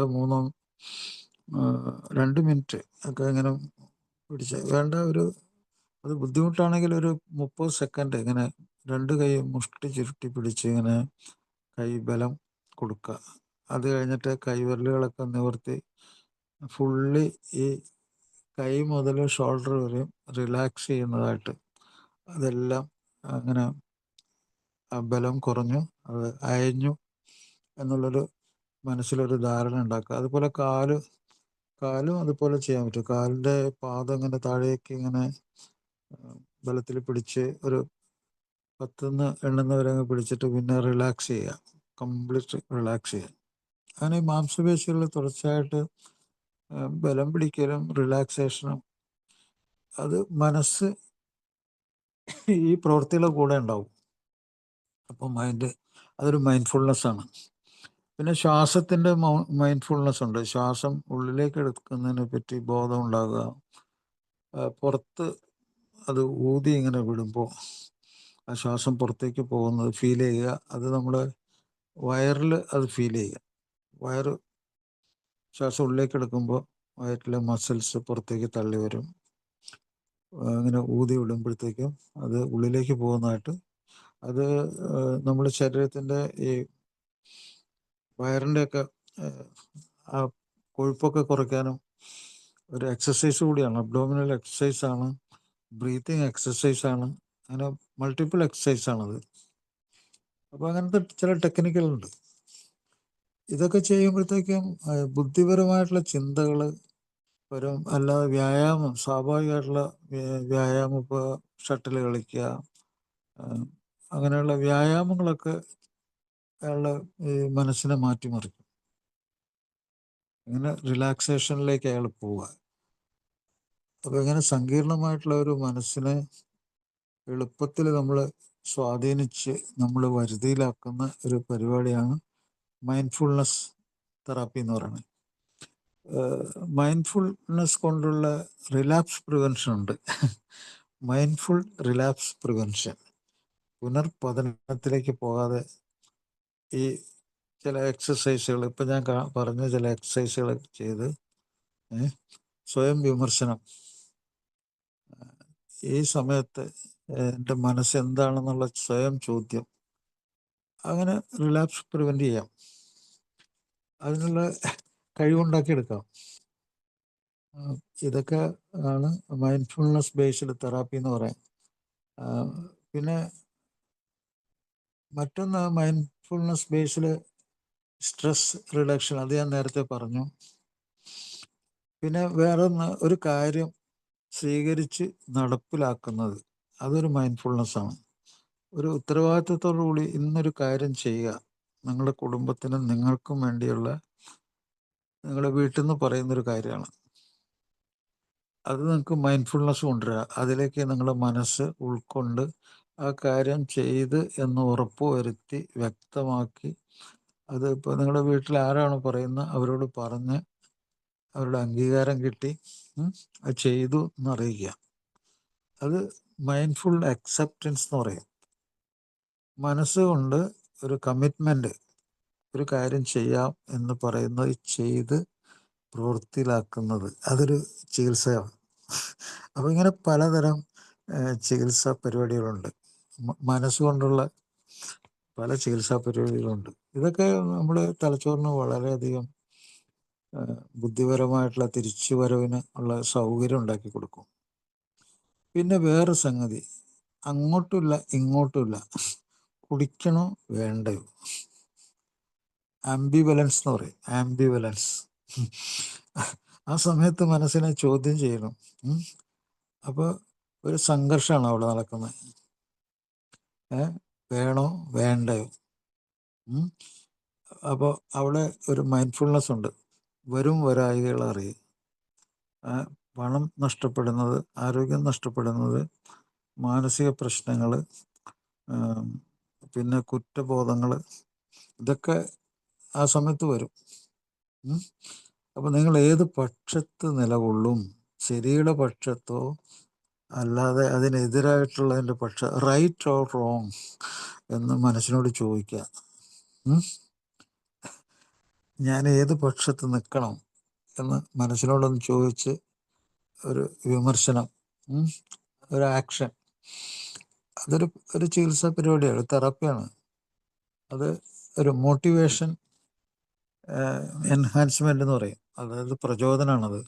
നമ്മളെ പ്രചോദിപ്പിക്കുന്ന ഒരു പരിപാടിയാണ്. അങ്ങനെ ഒത്തിരി മാനസികമായിട്ടുള്ള പല തെറാപ്പികളും നമുക്കുണ്ട്, അവൈലബിൾ ആണ്. അപ്പോൾ ഇതിൽ കൂടിയൊക്കെ നമ്മുടെ സ്വഭാവം നമ്മൾ തന്നെ മാറ്റുന്ന കാര്യം നമുക്ക് ബോധം വേണം. നമ്മൾ അറിയണം, നമ്മൾ തന്നെ അത് അറിയണം. അപ്പോൾ ഈ പ്രോഗ്രാമിൽ വന്ന് എല്ലാ സുഹൃത്തുക്കളോടും ഞാൻ പറയുന്നു, ഈ പറഞ്ഞ കുറച്ച് കാര്യങ്ങളൊക്കെ സ്വീകരിക്കുക. അങ്ങനെ സ്വീകരിച്ചിട്ട് ഒരു ടാർഗറ്റ് വയ്ക്കുക. ഒരു ഇത്ര സമയത്തിനുള്ളിൽ ഞാൻ മദ്യവും മറ്റു ലഹരി വസ്തുക്കളും ഇത്ര സമയത്തിനുള്ളിൽ ഞാനൊരു ടാർഗറ്റ് വെച്ചേക്കാണ്. ഒരു ഇന്ന ലക്ഷ്യം, ഇത്ര ഡേറ്റ്, ആ ഡേറ്റിനുള്ളിൽ ഞാൻ കംപ്ലീറ്റ് അതിൽ നിന്നൊക്കെ വിട്ടു നിൽക്കാൻ പോവാണ്. ഇപ്പോൾ ഉദാഹരണം, നിങ്ങൾ പുകവലി നിർത്തിയെന്ന് വിചാരിച്ചോളൂ. പുകവലി നിർത്തി നിങ്ങൾ 6 മാസം പുകവലി നിർത്തി കഴിഞ്ഞാലുള്ള ഒരു ഗുണം ഞാൻ പറഞ്ഞുതരാം. 6 മാസം കൊണ്ട് മരണസാധ്യതയുള്ള രോഗങ്ങളിൽ നിന്ന് രക്ഷപ്പെടാൻ ഉള്ള ആ കഴിവുണ്ടല്ലോ, 50% തിരിച്ചു പിടിക്കും. ഇത് പുകവലി നിങ്ങൾ നിർത്തി 6 മാസം കൊണ്ട് മരണസാധ്യതയുള്ള പല രോഗങ്ങളിൽ നിങ്ങൾ 6 മാസത്തിനുള്ളിൽ 50% രക്ഷപ്പെടും. അത് ഭയങ്കര ഒരു കഴിവല്ലേ ഇത്. മദ്യം നിർത്തി കഴിഞ്ഞാലുള്ള അതാണ് മോർബിഡിറ്റി ആൻഡ് മോർട്ടാലിറ്റി എന്ന് പറയും. മോർബിഡിറ്റി എന്ന് പറഞ്ഞാൽ ഈ രോഗം കൊണ്ടുള്ള അവശത, കടുത്ത രോഗത്തിൽ നിന്നുള്ള വിഷമങ്ങൾ കൊണ്ടുള്ള അവശതയ്ക്കാണ് മോർബിഡിറ്റി എന്ന് പറയുന്നത്. മോർട്ടാലിറ്റി എന്ന് പറഞ്ഞാൽ മരിക്കുന്നത്, ആ രോഗത്തിൻ്റെ ഉള്ളിൽ മരിക്കുന്നത്. അപ്പം ഇതിൻ്റെ രണ്ടിൻ്റെ സാധ്യത 6 മാസത്തിൽ നിങ്ങൾ ഒരു ആയുസ്സിൽ നേടുന്നതിൻ്റെ 50%ആണ് തിരിച്ചു പിടിക്കുന്നത്. അത് എത്ര ഭയങ്കര ഒരു എളുപ്പമുള്ളൊരു പരിപാടിയാണത്. ശാസ്ത്രം പറഞ്ഞ കാര്യമാണ് ഞാനത് പറയുന്നത്, ശാസ്ത്രീയമായിട്ട് തെളിയിക്കപ്പെട്ട കാര്യമാണ്. അങ്ങനെ മരിക്കാൻ സാധ്യതയുള്ള രോഗാവസ്ഥയിൽ എത്തിച്ചേർന്ന പുകവലിക്കാരിൽ പല ആളുകളിലും നടത്തിയ പഠനത്തിൽ അവർ വെറും 6 മാസം പുകവലിയിൽ നിന്ന് വിട്ടുനിന്നപ്പോൾ മരണസാധ്യത ഉണ്ടായിട്ടുള്ള പല രോഗങ്ങളിൽ നിന്നും തിരിച്ചു വരാനുള്ള അവരുടെ കഴിവ് 50% തിരിച്ചു കിട്ടി. അത് വലിയൊരു സംഗതിയാണ്. ഈ പുകവലിക്കാർക്ക് ഭയങ്കരമായിട്ടുള്ള സയൻറ്റിഫിക് ആയിട്ടുള്ള ഒരു എവിഡൻസും ഒരു എന്താ പറയുക, ഒരു അഡ്വാൻറ്റേജ്, ഒരു ഗുണമാണത്. അപ്പോൾ അത് ചെയ്യുക. ഈവൻ ക്യാൻസർ പോലും, ലങ് ക്യാൻസർ വരെ അതിൽ പെടുന്നുണ്ട്, ഹാർട്ട് അറ്റാക്ക് അതിൽ പെടുന്നുണ്ട്, സ്ട്രോക്ക് അതിൽ പെടുന്നുണ്ട്. അങ്ങനെ മരണസാധ്യതയുള്ള പല രോഗങ്ങളിൽ നിന്നും രക്ഷപ്പെടാനുള്ള സാധ്യതയാണ് അവിടെ കുറയുന്നത്. അപ്പോൾ അത് ഫോളോ ചെയ്യുന്നത് നല്ലതാണ്. ഇന്നിപ്പോൾ പുകവലി നിർത്താനുള്ള ഒത്തിരി നല്ല മരുന്നുകൾ, ഫാർമക്കോ തെറാപ്പി ഉണ്ട്. അപ്പോൾ ഒരു സൈക്കാട്രിയിൽ പ്രവർത്തിച്ചിരുന്നൊരു ഡോക്ടർക്ക് പുകവലി നിർത്താൻ പറ്റാതിരുന്നിട്ട് അയാൾ ഈ പറഞ്ഞൊരു മരുന്നുകൊണ്ട്, ലേറ്റസ്റ്റ് ആയിട്ട് ഇറങ്ങിയ ഒരു മരുന്നുണ്ട്, 1.5 മാസം ആ മരുന്ന് കഴിച്ചപ്പോൾ, ഭയങ്കര വിലയുള്ള മരുന്നാണ്, അയാൾക്ക് കംപ്ലീറ്റ് റിക്കവറി അതിലെത്താൻ പറ്റി, റിലാപ്സ് ഇല്ലാതെ ജീവിക്കാൻ പറ്റി. അയാളുടെ തലച്ചോറിൽ അതിനെപ്പറ്റി ആ ക്രേവിങ്, ആർത്തി, വരും വരായികളെ അത് കണക്കാക്കാതെയുള്ള പെരുമാറ്റം, അതൊക്കെ മാറിപ്പോയി. ഇപ്പോൾ അയാൾക്ക് നല്ല ഉൾക്കാഴ്ചയുണ്ട്. ഒരിക്കൽ കൂടി ഈ പ്രോഗ്രാമിൽ വന്ന എല്ലാ സുഹൃത്തുക്കൾക്കും എൻ്റെ അഭിനന്ദനങ്ങൾ. അപ്പോൾ ചില കാര്യങ്ങൾ മനസ്സിലായി കാണുമെന്ന് ഞാൻ വിചാരിക്കുന്നു. ഇനി നമുക്ക് ആവശ്യമുള്ള കുറച്ച് ചോദ്യങ്ങൾ, ആ ചോദ്യങ്ങളിൽ കൂടി നമുക്ക് പല കാര്യങ്ങളിലേക്കും തിരിച്ചു വരാൻ പറ്റും. Okay, thank you. Thank you doctor. ഞങ്ങളോട് ഇത്ര നേരം ഡോക്ടറിൻ്റെ വിലപ്പെട്ട സമയം ചെലവഴിച്ചതിന് വളരെ നന്ദിയുണ്ട്. ഡോക്ടറിനോട് ആർക്കെങ്കിലും എന്തെങ്കിലും ഇതിനെ ബന്ധപ്പെടുത്തി ചോദിക്കാനുണ്ടെങ്കിൽ നമുക്ക് അരമണിക്കൂർ ഓളം സമയമുണ്ട്, ചോദിക്കാവുന്നതാണ്.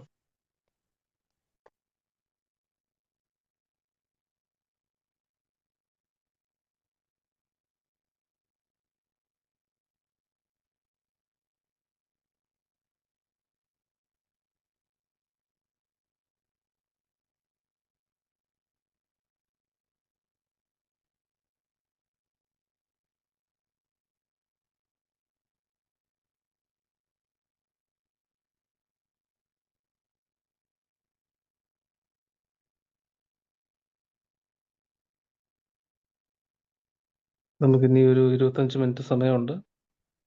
നമ്മുടെ ഈ പ്രോഗ്രാം ഇഷ്ടപ്പെടുന്ന ചില പരിപാടികളുണ്ട്. ആൽക്കഹോളിക്സ് അന്വേഷണ പ്രോഗ്രാം ഏതൊക്കെ തരത്തിൽ ഇഷ്ടപ്പെടാം? അതൊരു നല്ലൊരു സംഗതിയാണ്. എങ്ങനെ അത് ഈ പ്രോഗ്രാം ഇഷ്ടപ്പെടാം? പ്രോഗ്രാമിൽ കുറച്ച് കാര്യങ്ങൾ പറയുന്നുണ്ട്. എന്തൊക്കെയാണ്? ഒരു മുഖവുര പറയുന്നുണ്ട്, എന്താണ് മദ്യാസക്ത രോഗമെന്നും അതിൽ നമ്മൾ ഈ പ്രോഗ്രാം എന്തൊക്കെ ചെയ്യുന്നു, എന്തൊക്കെ ചെയ്യുന്നില്ല, അതെല്ലാം പറയുന്നുണ്ട്. ഏത് തരത്തിലുള്ള കൂട്ടായ്മയാണെന്ന് പറയുന്നുണ്ട്. പ്രാർത്ഥനയിൽ പ്രധാനപ്പെട്ട ഏറ്റവും പ്രധാനപ്പെട്ട ഒരു പ്രശ്നം പറയുന്നുണ്ട്. മാറ്റാൻ പറ്റുന്നതും മാറ്റാൻ പറ്റാത്തതും 2 കാര്യങ്ങൾ ലോകത്തുള്ളൂ. ലോകത്ത് നോക്കിക്കഴിഞ്ഞാൽ അങ്ങനത്തെ കാര്യങ്ങളുള്ളൂ. മാറ്റാൻ പറ്റാത്ത കാര്യങ്ങളുണ്ട്, മാറ്റാൻ പറ്റുന്ന കാര്യമുണ്ട്. പിന്നെ അതിൻ്റെയൊക്കെ ഓണർഷിപ്പ് ആർക്കാണ്? മാറ്റാൻ പറ്റുന്ന കാര്യങ്ങളുടെ ഉടമസ്ഥത ആർക്കാണുള്ളത്? അത് സ്വന്തമായിട്ടാണ്, അവനവനെ പറ്റുള്ളൂ. മറ്റുള്ളവരെ കൊണ്ട് മാറ്റിക്കാനോ അവരെ എങ്ങനെ നിർബന്ധിക്കാനോ അപ്പോൾ അതിനെപ്പറ്റി മനസ്സ് വിഷമിക്കാനോ ഒന്നും നമ്മൾ നടക്കേണ്ട ആവശ്യമില്ല. അത് മാറ്റം ഉപകാരപ്രദമാണെന്ന് അയാൾക്ക് തോന്നി അയാൾ മാറിക്കോട്ടെ. അപ്പൊ അതിനെപ്പറ്റി നമ്മൾ വിഷമിച്ച് നടന്നിട്ട് കാര്യമില്ല. നമ്മൾ മാറ്റത്തിന്റെ ഉടമസ്ഥത നമുക്ക് വേണമെങ്കിൽ നമ്മളെ തന്നെ മാറ്റണം. നമ്മളെ ഉടമസ്ഥതയിൽ നമ്മളെ മാറ്റണം. അതാണ് രണ്ടാമത്തെ കാര്യം. ഈ രണ്ട് കാര്യങ്ങളും രണ്ടാണെന്ന് മനസ്സിലാക്കി കഴിഞ്ഞാൽ ഒരു നല്ലൊരു ശതമാനം ആളുകൾക്ക് മനസ്സമാധാനം കിട്ടും. കഴിവ് തിരിച്ചു കിട്ടും. രണ്ട് കാര്യങ്ങളാണ് അവിടെ നടക്കുന്നത്. ഒന്ന് മനസ്സമാധാനം കിട്ടുക, രണ്ട് കഴിവ് തിരിച്ചു കിട്ടുക. ഭയങ്കര സംഭവമല്ലേ ഇത്? വെറും ഒരു പ്രേയറിന്റെ അന്തസത്ത മനസ്സിലാക്കിയിട്ട് ഈ പറഞ്ഞ പോലെ ബുദ്ധിപരമായിട്ട് രണ്ട് കഴിവുകൾ തിരിച്ചു കിട്ടുക എന്ന് പറഞ്ഞാൽ അത് എത്ര ഭയങ്കര വലിപ്പമുള്ള സംഗതിയാണ്. അപ്പൊ മറ്റുള്ളവരെ മാറ്റാൻ നടന്ന് കഷ്ടപ്പെട്ട് മനസ്സ് വിഷമിച്ച് അങ്ങനെ നടക്കുന്ന ആൾക്കാർ വിട്ടുകൊടുക്കാന്ന് പറയാൻ പറ്റുള്ളൂ. വിട്ടുകൊടുക്കുക, മാറാനുള്ള അവസരം അയാൾക്ക് വിട്ടുകൊടുക്കുക. അതിനെ നമ്മൾ ആ അവസ്ഥയെ നമ്മൾ സ്വീകരിക്കണം, മനസ്സിലാക്കണം. അല്ലാതെ തർക്കിച്ച് നടന്ന് അടിയുണ്ടാക്കി അങ്ങനെ നന്നാവില്ല എന്നും പറഞ്ഞ് അടിച്ച് ശരിയാക്കി അങ്ങനെ പോലീസ് സ്റ്റേഷൻ കയറി ഇറങ്ങി അത് എൻ്റെ ഒന്നും ആവശ്യമില്ല. നമുക്ക് ഒരു നല്ല അവസരം തന്നിട്ടുണ്ട്, അത് നമ്മളെ നന്നാക്കാനുള്ള ഉത്തരവാദിത്തമാണ്. നമ്മൾ പല കാര്യങ്ങളെ മാറ്റാൻ നമ്മൾ സ്വന്തമായിട്ട് ആദ്യത്തെ പരിപാടിയേക്കാൾ സമയം കുറച്ച് മതി ഇത്. അതുപോലെ ഭയങ്കര ഇഫക്റ്റ് ഉണ്ടാക്കുന്നതാണ്. നമുക്ക് ഭയങ്കര ഗുണം കിട്ടുന്ന കാര്യമാണ്. സ്വന്തം കാര്യത്തിൽ ഭയങ്കര ഗുണം കിട്ടുന്ന കാര്യമാണ്. അപ്പൊ ഈ രണ്ടാമത്തെ കാര്യമാണ് ചെയ്യേണ്ടത്. അപ്പൊ ഇത് രണ്ടും രണ്ടാണെന്നുള്ള ഈ ഒരു ഇത് വിദ്യാഭ്യാസം, ഭയങ്കര വിദ്യാഭ്യാസമാണ്. വന്നാൽ കിട്ടുന്ന ഏറ്റവും വലിയൊരു വിദ്യാഭ്യാസമാണ്. അത് നടപ്പിലാക്കുക.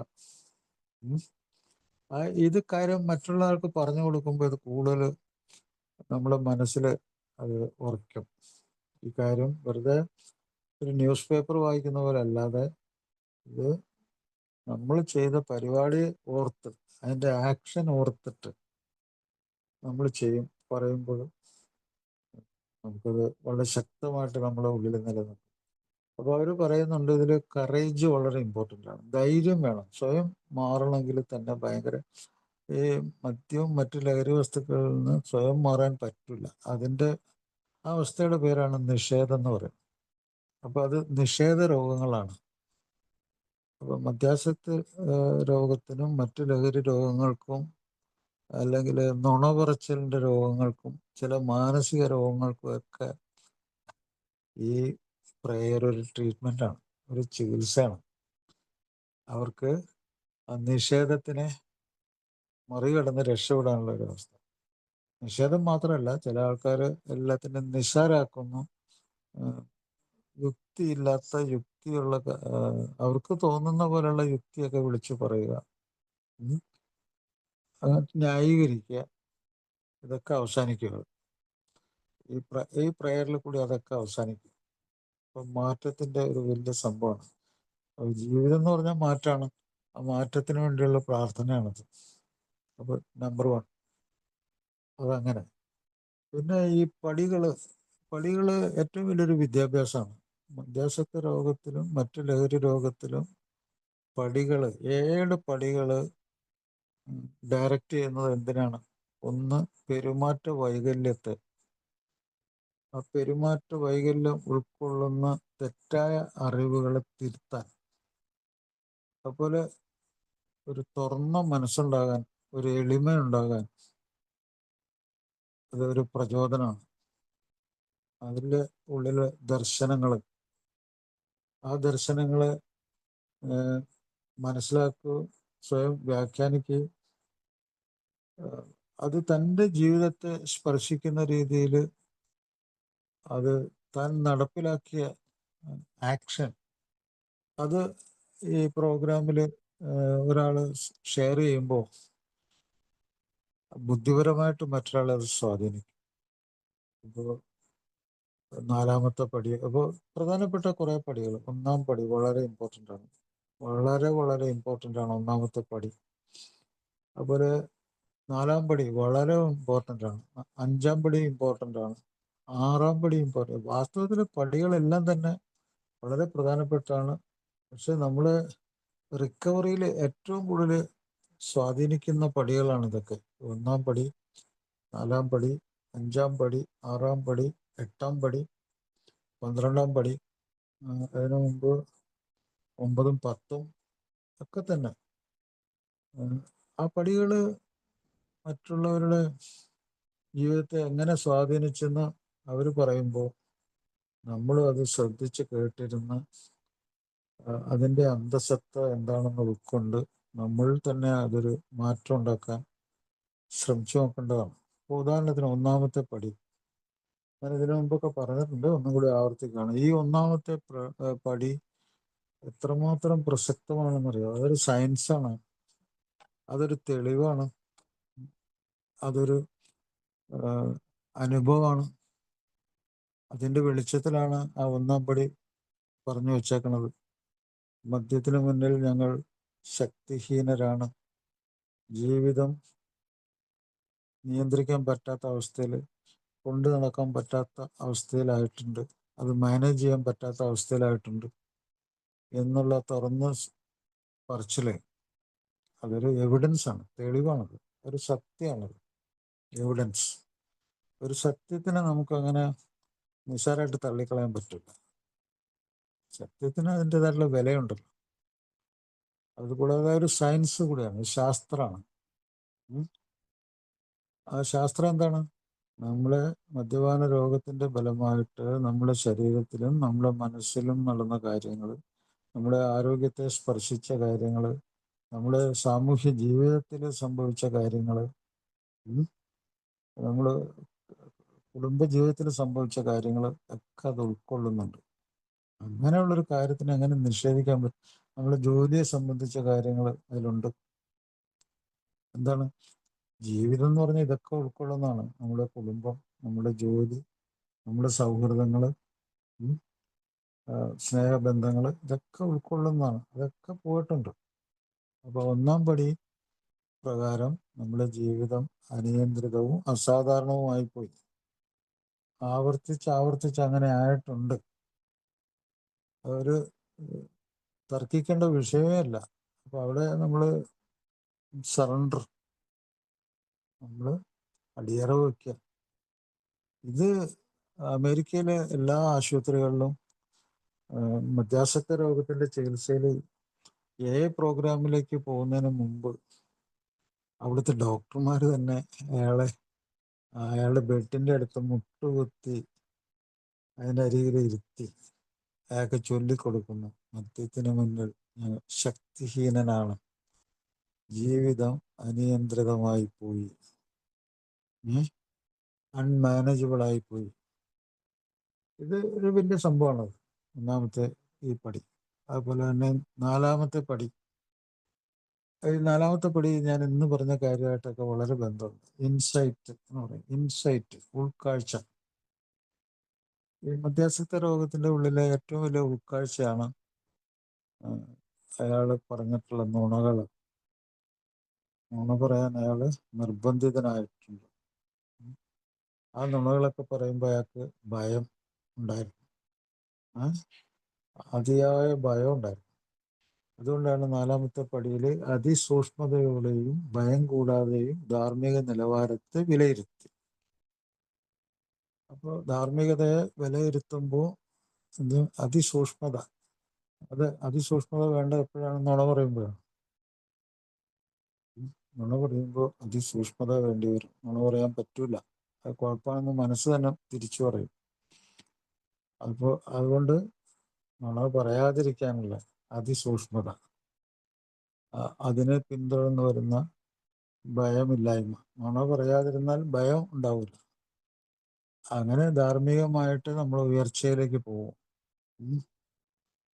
അപ്പോൾ അതിനെ വിലയിരുത്തണമെങ്കിൽ അതിൽ നിന്ന് വിട്ടു നിൽക്കണമല്ലോ, നുണ പറച്ചിൽ നിന്നും. അതുപോലെ നുണ പറഞ്ഞിട്ട് അത് ഭയപ്പെടുന്നതും, അതിൽ നിന്നും വിട്ടു നിന്നാലേ അത് ധാർമ്മിക നിലവാരം മെച്ചപ്പെടുള്ളൂ. അതാണ് 4-ാമത്തെ പടി പറയുന്നത്. അഞ്ചാമത്തെ പടി ഒരു മനുഷ്യൻ എന്നുള്ള നിലയ്ക്ക് അയാൾക്ക് മനുഷ്യത്വം ആവശ്യമുണ്ടെങ്കിൽ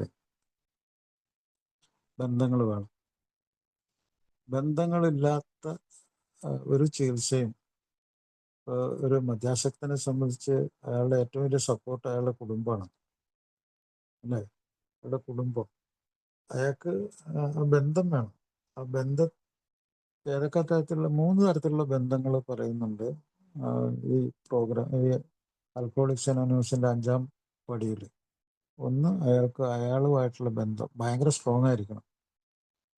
എനിക്ക് വേണ്ടി, ഞാൻ എന്നോട് ബന്ധപ്പെട്ടിരിക്കുന്നു എന്ന് അയാൾക്ക് ബോധമില്ലെങ്കിൽ അയാളുടെ സർവ്വസംഗതികളും പോയി.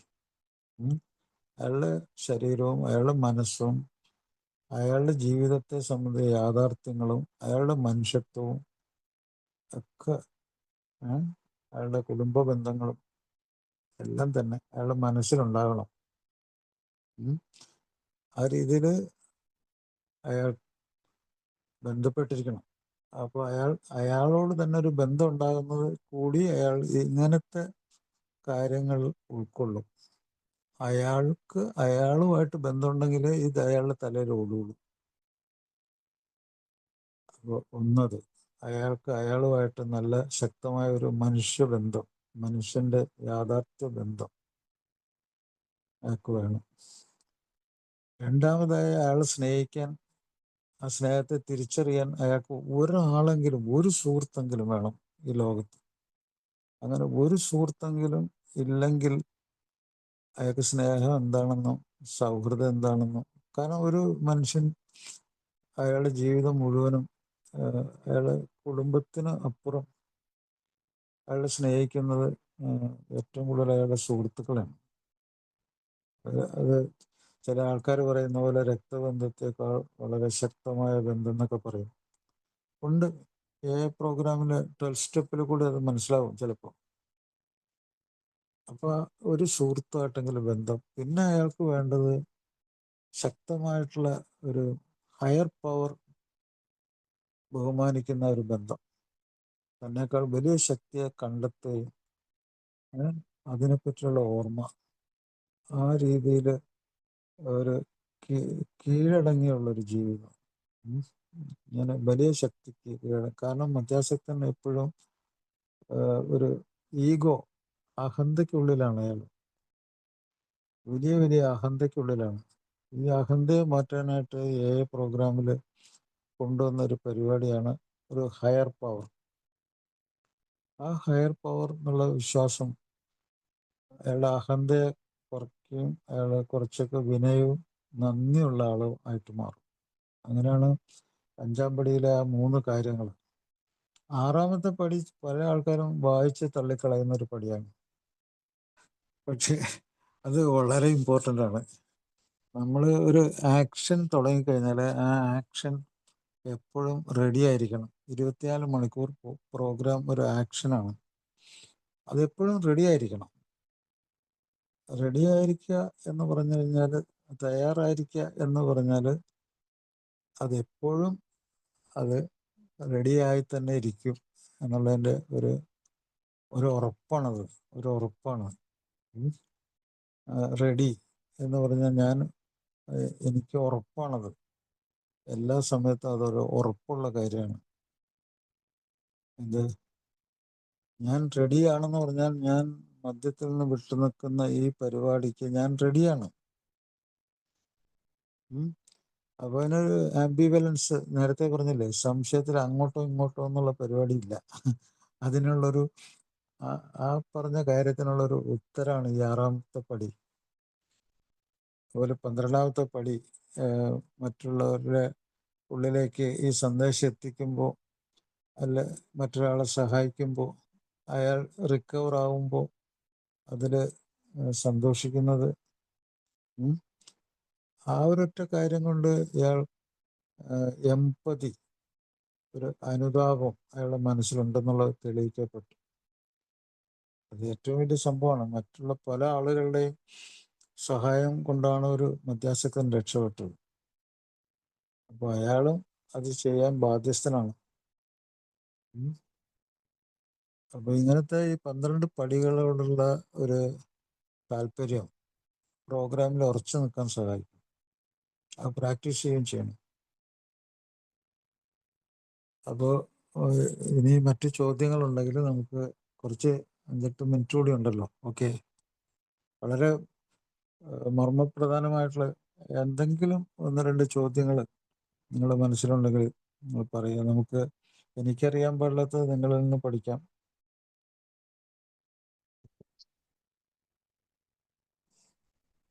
Thank you doctor. നമുക്ക് 8 മിനിറ്റ് സമയമുണ്ട്. ആർക്കെങ്കിലും ഡോക്ടറിനോട് എന്തെങ്കിലും ചോദ്യങ്ങൾ ചോദിക്കാനുണ്ടെങ്കിൽ ചോദിക്കാവുന്നതാണ്. ഡോക്ടർ, ഇത് കുടുംബരോഗമാണെന്ന് പറയുന്നുണ്ടല്ലോ. എന്തോ കുടുംബരോഗമാണെന്ന് പറയുന്നുണ്ടല്ലോ. കുടുംബരോഗം. ഓക്കെ, അതെ, ഇത് ഈ കുടുംബത്തിനെ എത്രത്തോളം ഇതില് ഇൻക്ലൂഡിങ് ആക്കാൻ പറ്റും? അതിന് ആരൊക്കെ വേണം സഹായിക്കാൻ? ഈ കുടുംബരോഗം എന്നുള്ള ആ കാര്യത്തിൽ നമുക്ക് സംശയമില്ല. കാരണം വെച്ച് കഴിഞ്ഞാൽ ഇപ്പോൾ പലപ്പോഴും ഈ സൂക്കേടിൻ്റെ നിർവചനം പറയുമ്പോൾ തന്നെ അത് അതിൻ്റെ ഉള്ളിൽ വരുന്നുണ്ട്. അപ്പോൾ ഈ സൂക്കേടിനെ പറ്റി നമ്മൾ നിർവചനം പറയുന്നത്, ഒരു ഡെഫിനേഷൻ പറയുന്നത്, ഒരാളുടെ അനിയന്ത്രിതവും അസാധാരണവുമായിട്ടുള്ള ചിന്തകൾ, തോന്നലുകൾ, വികാരങ്ങൾ, സ്വഭാവങ്ങൾ, അത് ഒരു ലഹരി വസ്തു, ഒന്നിലധികം ലഹരി വസ്തുക്കൾ ഉപയോഗിച്ച് ഇങ്ങനെയുള്ള കാര്യങ്ങൾ ഉണ്ടാകുമ്പോൾ അത് അയാൾക്കും അയാളുടെ കൂടെ ജീവിക്കുന്നവർക്കും ഉപദ്രവം ഉണ്ടാകുമ്പോഴാണ് നമ്മൾ അവിടെ അഡിക്ഷൻ എന്ന് പറഞ്ഞ രോഗമുണ്ടെന്ന് സംശയിക്കുന്നത്. അഡിക്ഷൻ, അങ്ങനെ ഉണ്ടാകുന്ന രോഗത്തിനാണ് അഡിക്ഷൻ എന്ന് പറയുന്നത്. അപ്പോൾ എന്തിലൊക്കെയാണ്? ചിന്തകൾ, തോന്നലുകൾ, വികാരങ്ങൾ, സ്വഭാവങ്ങൾ, 4 കാര്യങ്ങൾ. അപ്പോൾ അസാധാരണവും അനിയന്ത്രിതവുമായിട്ട് ഇങ്ങനെ ലഹരി വസ്തുക്കൾ ആവർത്തിച്ച് ഉപയോഗിക്കുമ്പോഴാണ് ഈ അഡിക്ഷൻ വരുന്നത്. അപ്പോൾ അയാൾക്കും അയാളുടെ കൂടെ ജീവിക്കുന്നവർക്കും എന്ന് പറഞ്ഞ ആ നിർവചനത്തിലുണ്ട്. അയാളുടെ കൂടെ ജീവിക്കുന്ന ആരാണ്? അയാളുടെ കുടുംബാംഗങ്ങൾ. അപ്പോൾ ആ കുടുംബാംഗങ്ങൾക്കും ഈ 4-5 കാര്യങ്ങൾ ബാധകമാകും. എന്ത്? ചിന്തകൾ, തോന്നലുകൾ, വികാരങ്ങൾ, സ്വഭാവങ്ങൾ. അയാളുടെ കൂടെ ജീവിക്കുന്നതുകൊണ്ട് മാത്രം അവർക്ക് അങ്ങനെ വരുന്നു. അപ്പോൾ ഇതിൻ്റെ ഒരു കണക്ക് കൂടിയുണ്ട്.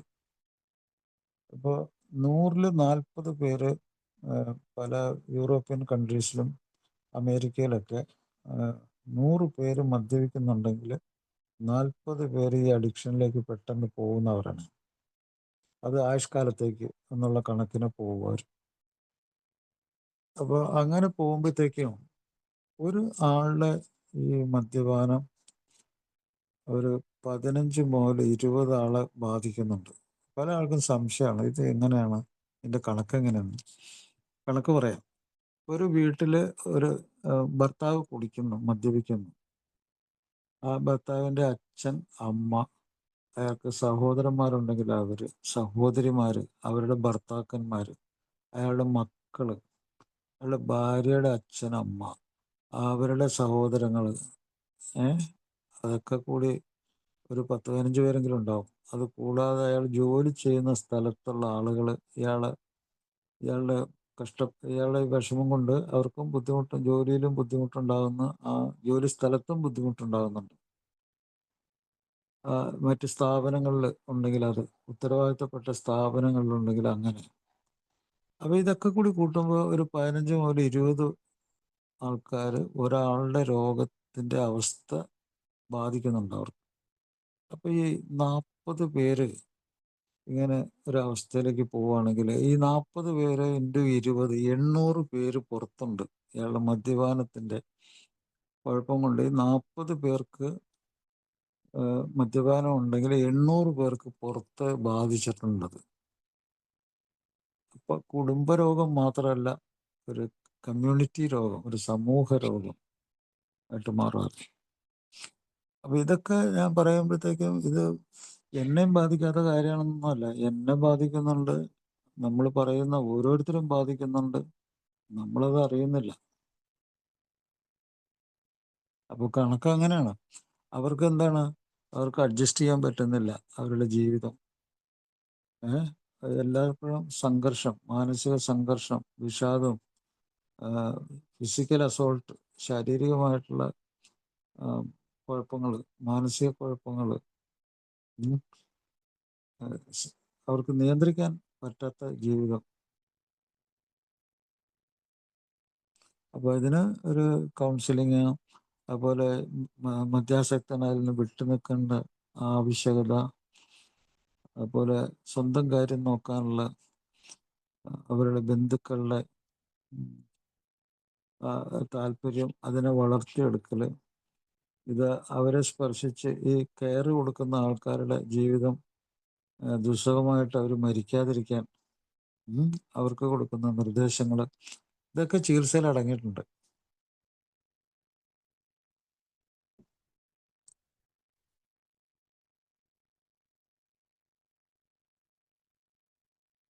അതിൽ മെഡിക്കൽ സയൻസ് എത്രത്തോളം ഹെൽപ്പ് ചെയ്യുന്നുണ്ട്? മെഡിക്കൽ സയൻസ് ഹെൽപ്പ് ചെയ്യുന്നതല്ലേ ഒരു മദ്യാസക്തനെ ചികിത്സിക്കുമ്പോൾ. അവരൊക്കെ ഒരാൾ കുറേ നാൾ സോബറായിട്ടിരുന്നു കഴിഞ്ഞാൽ, വേണ്ട അയാളെ മകളുടെ കല്യാണം കഴിയുന്നവരെങ്കിലും അയാൾ സോബറായിരുന്നു കഴിഞ്ഞാൽ ഒരു കുടുംബത്തിലെ തകർച്ചയൊക്കെ ഒഴിവായില്ലേ? മെഡിക്കൽ സയൻസ് അയാൾക്ക് മരുന്ന് കൊടുത്ത് അയാളെ ചികിത്സിക്കുമ്പോൾ വ്യത്യാസം വരുന്നുണ്ട്. അയാൾക്ക് കൗൺസിലിംഗ് കൊടുക്കുമ്പോൾ വ്യത്യാസം വരുന്നുണ്ട്.